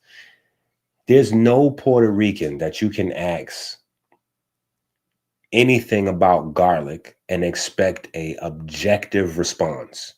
A Puerto Rican is not capable of giving you an objective response on garlic. So I would say that there is no Haitian that could give you a objective response on mangoes. Period. Filipinos too. Man, because we believe that it's okay to eat mangoes every day, every day, all day. If everything else ran out, if we just had mangoes, we straight. You know what I'm saying? Like we Gucci. We gonna mango it out. You know what I'm saying? Like, so I don't even know if I'm qualified to be objective when it comes to mangoes. You know what I'm saying? Like, you should have asked me about something else. I don't even know. Like, but I will say, if we're talking about a sugary carbohydrate, like, let's do that. You know what I'm saying? If we're talking about a sweet carbohydrate, I think it fits into the rhythm. It fits into the rhythm as long as your sweet carbohydrate is within whatever your goals are for the day, and you're going to convert that into energy as opposed to stored energy, fat. You know what I'm saying? I think you Gucci. You know what I'm saying? I think you Gucci. So I don't necessarily see a problem with it, unless you're talking about like dried mangoes. I'm not really a fan of dried fruit. Oh yeah. Yeah, I mean, I don't mind. I'll eat some if they're around, but I don't purchase them or go out of my way for dried fruits, because the dried fruits are not really dried fruits. That's a big fake industry for health people, like dried fruits. Those are fruits that are like sprayed down with sulfur or dipped in sulfur. Yeah. Yeah, so I don't really mess with the dried, you know what I'm saying? But if it's real mangoes, I don't know. Yeah, I believe it. Mangoes, watermelons, I believe they okay every day. Grapes, apples. I don't know any day of the year where those would not be okay to have. For sure. It's just a matter of, again, making sure that, because there's a point where, there's a cupcake versus an apple. You know what I'm saying? Yeah, right. There's an ice cream versus a mango if you're talking about carbohydrates, right? But then there's a point, where it's you have to have carbohydrates every day, right? Unless you're getting off into some keto crazy, you know what I'm saying? But so why not have carbohydrates that you enjoy? You know, if you're a mango person, I'm gonna assume you a mango person in Sweden because you asked about mangoes. You can ask about anything. You pull mangoes out of there. So, you know, yeah. I don't know. I'm pro mango, so yeah. I'm biased. The Haitian in me would not allow me to say, you know what I'm saying? Like, nah, you 3 months out of the year eat mangoes. The rest of the time, just don't support the Haitians. Like, wait, what? Because that's like a gross domestic product of, you know, Haitian mangoes is everybody's favorites. Yeah, the big delicious ones. Those are the ones from Haiti. So yeah, the chakra demon. Listen. But I think we had a good show, you know. Yes, sir. I'm sure somewhere somebody is doing a video exposing Dr. Inky, Charles Darwin right now. Man, talking about that, you said something about when you was going live last night. You told everybody to check out that debate with Francis Cress Wilson. So Yeah, I was checking it out this morning, that was tough. and I was like, first 7 minutes into the debate, I was like, he's done. That was These cold. two went into pigment and stuff like that. I was like, what? Yeah, and that's the 70s, bro. Yeah, I didn't even know. I was That's like, the he knew about that? that's the man, and that was a heavyweight because Frances Cress, obviously, she's like defending black folks, and she's a black woman, and you know, so they're intrinsically we automatically on her side. Because she's a woman off the bat debating a man in the Senate, so she's automatically considered to be an underdog. Then it's a black woman versus a white guy, and all of these different dynamics. So you automatically get the underdog love, but outside of William Shockley's racist ideas, William Shockley is a, you know, he's a genius. You know, he developed a lot of electronic, you know, he's a smart, you know, he's an evil genius, you know what I'm saying? He's Lex Luthor, you know what I'm saying? But that, you know, just saying like that was a heavyweight, you know what I'm saying? A heavyweight conversation that you could learn from both sides on, you know what I'm saying? And get into, you know, William Shockley and pull up some like, man, so now how far are we gonna go with the racism? With everybody throwing their cell phone out because the technology in the cell phone is developed by a racist? What we doing? Yeah, what we doing? Just go to the kitchen right now, get you a cup of water and spill it into your laptop. Damn it. We're gonna straighten these racists out today. We're gonna tear up our own property. Come on. Right? You know what I'm saying? Like, so, you know what I'm saying? Some of this stuff seemed crazy when you put it in perspective. But William Shockley, you look him up, man. He was a sharp guy. You know, he was a sharp guy. You watch that debate, you won't think so. You'd be like, man, this guy's an idiot. Like, what were you thinking, bro? Yeah, he kind of made himself seem like, you know, he was just kind of going off the, you know, just winging it. But you could tell he was intelligent, though. Yeah, You could tell. He was sharp. He was sharp. Yeah. He just wasn't ready for Frances Cress Wilson. Yeah, she was on her A game. He was in there looking like 50. I've been patiently waiting for it to explode on people. You can talk if you want, but you're going to get rolled out. You know what I'm saying? Like, yeah, she was looking crazy in there. So yeah, man. Definitely. Well, I'm definitely looking forward to checking out that it's a debate you still got on the 26th, right? Well, on the 26th, I was just going to do my presentation. It wasn't necessarily a debate. Okay. Because they keep asking me for my information. You know what I'm saying? They're like, yo, give us a source. Where's your slideshow? Where's your sources? Where's your, you know, I'm like, that's not like, why do I need that?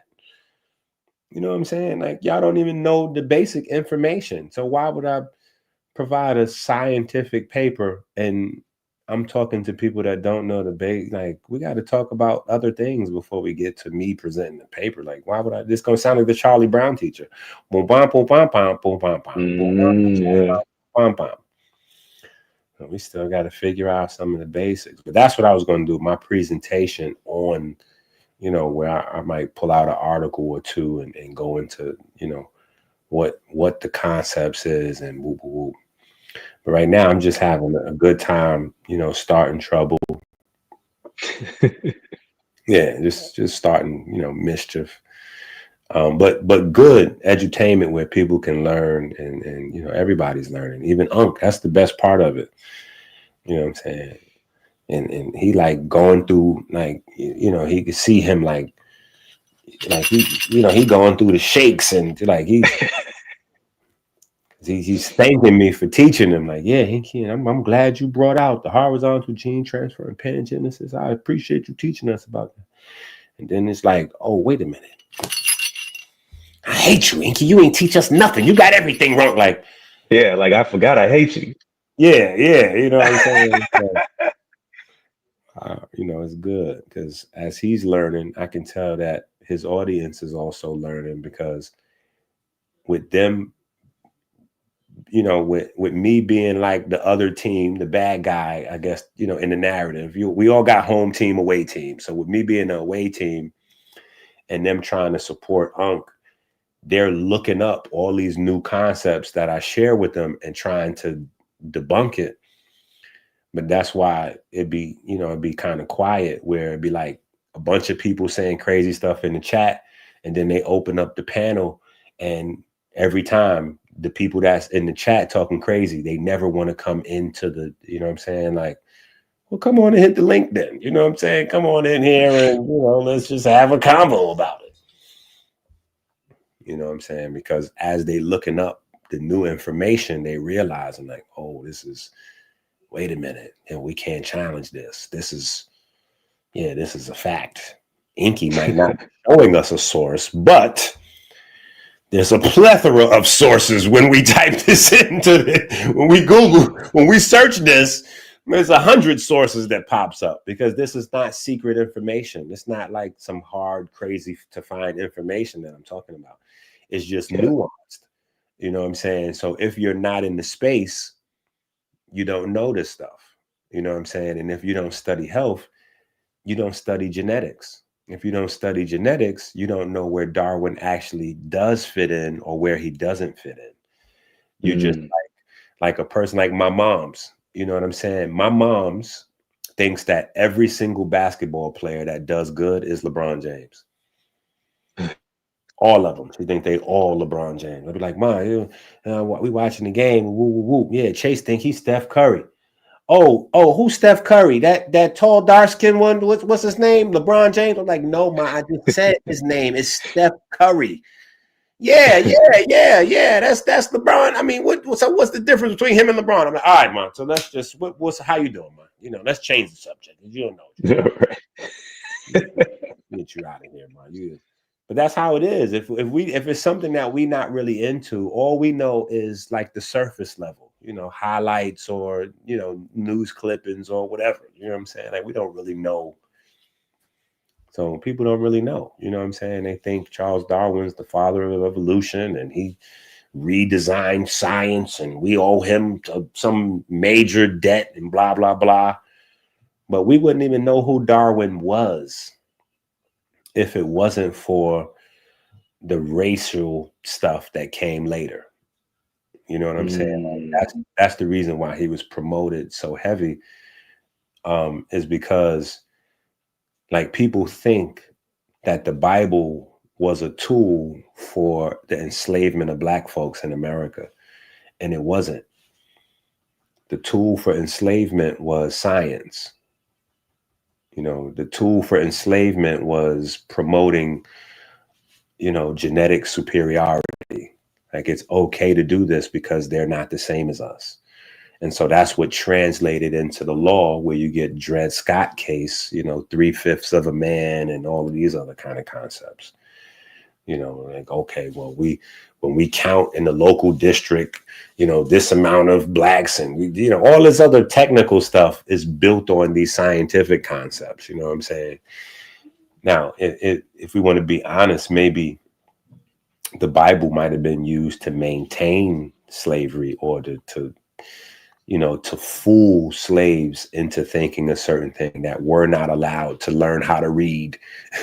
so they didn't know what was in the Bible anyway. They're just like, no, God said this is okay. This is God word is in this book, but you don't know word. So just trust me. I'm telling you, God wants it to be.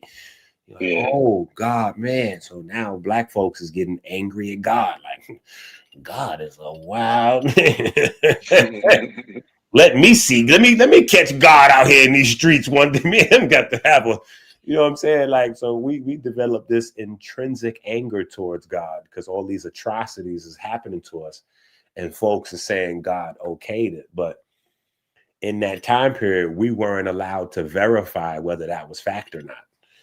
You know what I'm saying? We couldn't go, well, let me see that. Let me show me that. Show me, open that book up. Show me where it said, because the same passages that might say it's okay to put the quote unquote Israelites as slaves, also say that the Israelites are supposed to put everybody else in slavery right after.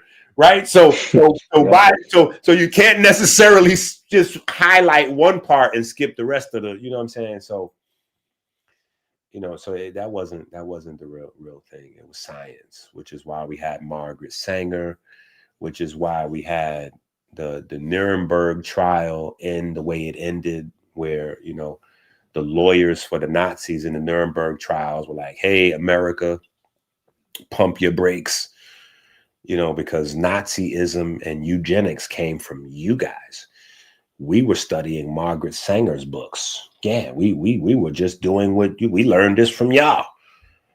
And so that was a big part of their defense in the Nuremberg trials. And after the Nuremberg trials, a lot of the Nazi scientists were allowed to come to America and work and do their thing and restart their lives. You know what I'm saying? Because, it was a warm market for them. Like, hey, we created eugenics here. You know what I'm saying? So, it's science that, led to sterilization and all of that stuff. None of that stuff came from the Bible or was backed by the Bible. That stuff was all backed by scientific, or pseudo-scientific or twisted scientific ideas. I don't want to make it seem like I'm saying these are the correct ideas by saying scientific, because people think that science means correct, and it doesn't. It's just a different way of seeing things. You know what I'm saying? Yeah. But so you got to challenge. Sometimes you got to challenge science, and then sometimes you got to challenge the philosophy behind science. And a lot of times people don't know that there's philosophy, and philosophy is the parent of science. Scientific inquiry, scientific exploration, scientific experimentation comes out of philosophy. Because philosophy allows you to see things and then create questions about natural phenomena and put it into perspective. And so you develop your ideas, you develop your answers for what you see going on around you. And, we develop science to challenge those answers to natural phenomena and see if it's something that's worth sharing. And, so that's why a part of the scientific model is duplication, replication. Like, okay, cool. You could show us your experiment and your results, but it's not accepted science unless these results and experiments are replicatable, duplicatable, because now they can be shared around the world and people can, reap the benefit or whatever the case from, whatever we just learned. So, yeah, there's a part where we got to work on the philosophy part. There's a part where we got to learn, we got to work on the science part. We got to know when to separate the two. When we got to know when philosophy is masquerading as science. We got to know when science is masquerading as religion. You know what I'm saying? Because there's a large consensus in the scientific community where they just replace God with gravity, and it's pretty much just Christianity. The only difference is instead of God, there's gravity. You know what I'm saying? And they don't have any solid proof for gravity. Right. Yeah. Like, well, to prove there's a God and show me God. And a religious person would say, I can't show you God. I can show you the effects that God has on my life, but I can't actually show you God. And so you ask a scientist, a religious scientific, a scientific heretic, you know what I'm saying? You ask them, well, show me the proof of gravity. They're going to either show you some complicated equations that don't, no, I want to see if this is the laws of physics, right? So here's a catch-all for the any type of physics, people forget this because there was a beef back in the late 1800s into the early 1900s amongst scientists about physics. And you had a lot of people coming in with math. And the problem with math and physics is that math is not physics. But you had a lot of people coming in with fancy equations to try to create laws in the world of physics. And it's like, no, we're forgetting the most basic, the most basic facet of physics is that you have to have a physical object. That's why it's called physics, because it's the laws of physical objects. So you have to have some physical something. So if you don't have a physical something, then we kind of in trouble here. So that's where they came with theoretical physics. And so they started to develop the whole universe of theoretical, scientists. And so they don't really deal in the world of physics. They deal in the world of equations and models. And, this is a model that replicates the, so show me some physics, you know what I'm saying, for gravity. Oh, no, we got this equation and we can show you how physics affects. We can show you the effects that gravity has on, you sound just like them guys that's giving out the free books outside the post office. You sound just like them. Yeah. So I get it. You know what I'm saying? But sometimes in a debate format, people will ask you a question or put a burden on you that they can't uphold themselves. So they'll get into a conversation about atheism versus, religion. You know what I'm saying? Like, yeah, well, let me see God. Can you show me God? Because it says in the book here in the Bible that God had hands or God's physical. I'm like, well, hold up. Inside, what? Can you show me gravity? Is there a single unit of there's electricity, and we know there's a single unit of electricity called an electron. We can quantify what's the single unit of gravity, buddy.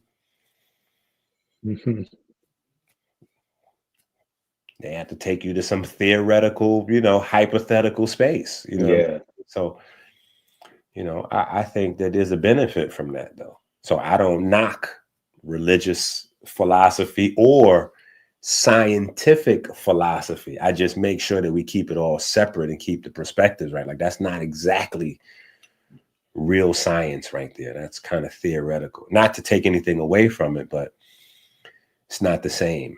It's like knowing equations is not the same as building a pyramid. That's not the same.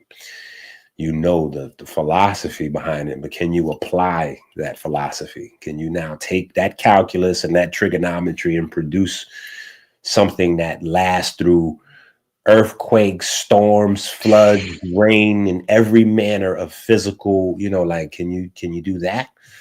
You know what I'm saying? Like, we haven't seen that. You know what I'm saying? Nobody's been able to do that. You know what I'm saying? So it's like, even with learning the information, I tell people all the time, there's a difference between learning all this help stuff and actually applying some of this stuff. Like, I'm gonna need to get y'all to start applying instead of just watching these videos. And you know what I'm saying? Like, I need y'all to start getting these books, studying, get down and start getting some push-ups. You might not be able to do it in 60, but let's get to the 15 in 60. Let's start, Like Mike Epps said, what they said, is them 20s? He said, no, them ain't 20s, but you know, I keep them clean though. You know what I'm saying? Like, so, you know, is them 60s? No, them ain't 60s, but you know, I can do me a mean 25 in 60 seconds. Okay, well, let's work on that. You know what I'm saying? But let's get some movement going.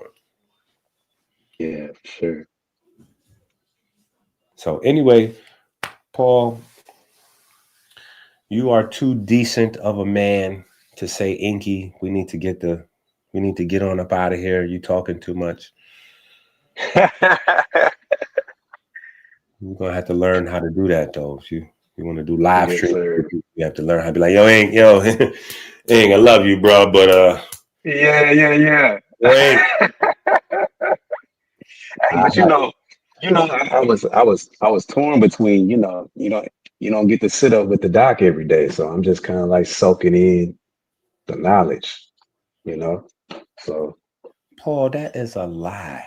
You get to sit up with me every day. We on the live stream. I mean, that's true. Y'all just don't That's come true. on the live stream. I be trying I to mean, get but y'all on the live stream.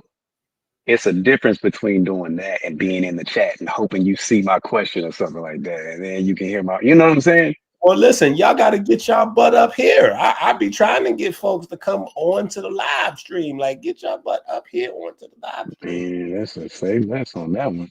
Yeah, folks. I'll be ready with some questions next time. Yeah, come on up onto the live stream. And then you don't have to stay the whole time. You know what I'm saying? Like, if you come in, and I'm not saying don't stay the whole time. I'm just saying because the live stream be an hour, 2, 3, 4 hours. Sometimes you may not have that kind of time.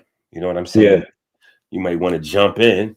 You know what I'm saying? Jump in, which you're like, yo, hold on, Ing. I just wanted to, I just wanted to say this. I had a couple of comments. I had a couple questions. I'm gonna get up out of here. You know, whatever. You know what I'm saying? Yeah, that'd be dope. Yeah. You know what I'm saying? We just got, we got to watch some folks like Kelvin and Kyle, Marvin, certain folks, we got to watch them. You know what I'm saying? Because I have a sneaky feeling they more long-winded than me. You know what I'm saying? So we might be back to the old school 12-hour live stream. Yeah, 12-hour live stream. You know what I'm saying? Fall asleep on the live stream, Maybe like, Damn, that was a thing. we be like, man, yeah, I fell asleep on one live stream, and folks thought they was exposing Dr. Inky. Like, he did videos showing me sleeping on. Look, Inky was sleeping on the live stream. I was like, so how you look at that? How's that exposed? What about the dedication it take me to be on the live stream with y'all for 10, 12 hours till I fall asleep? Right. Like, y'all crazy. You know what I'm saying? But that's wild. I love my people. I love my people, even when they get a little crazy. It's all right. Yeah. Prayer time. So we out here. Everybody go pray. This is why you have to go to Amazon and get the book, Rich Abs, Poor Abs, now.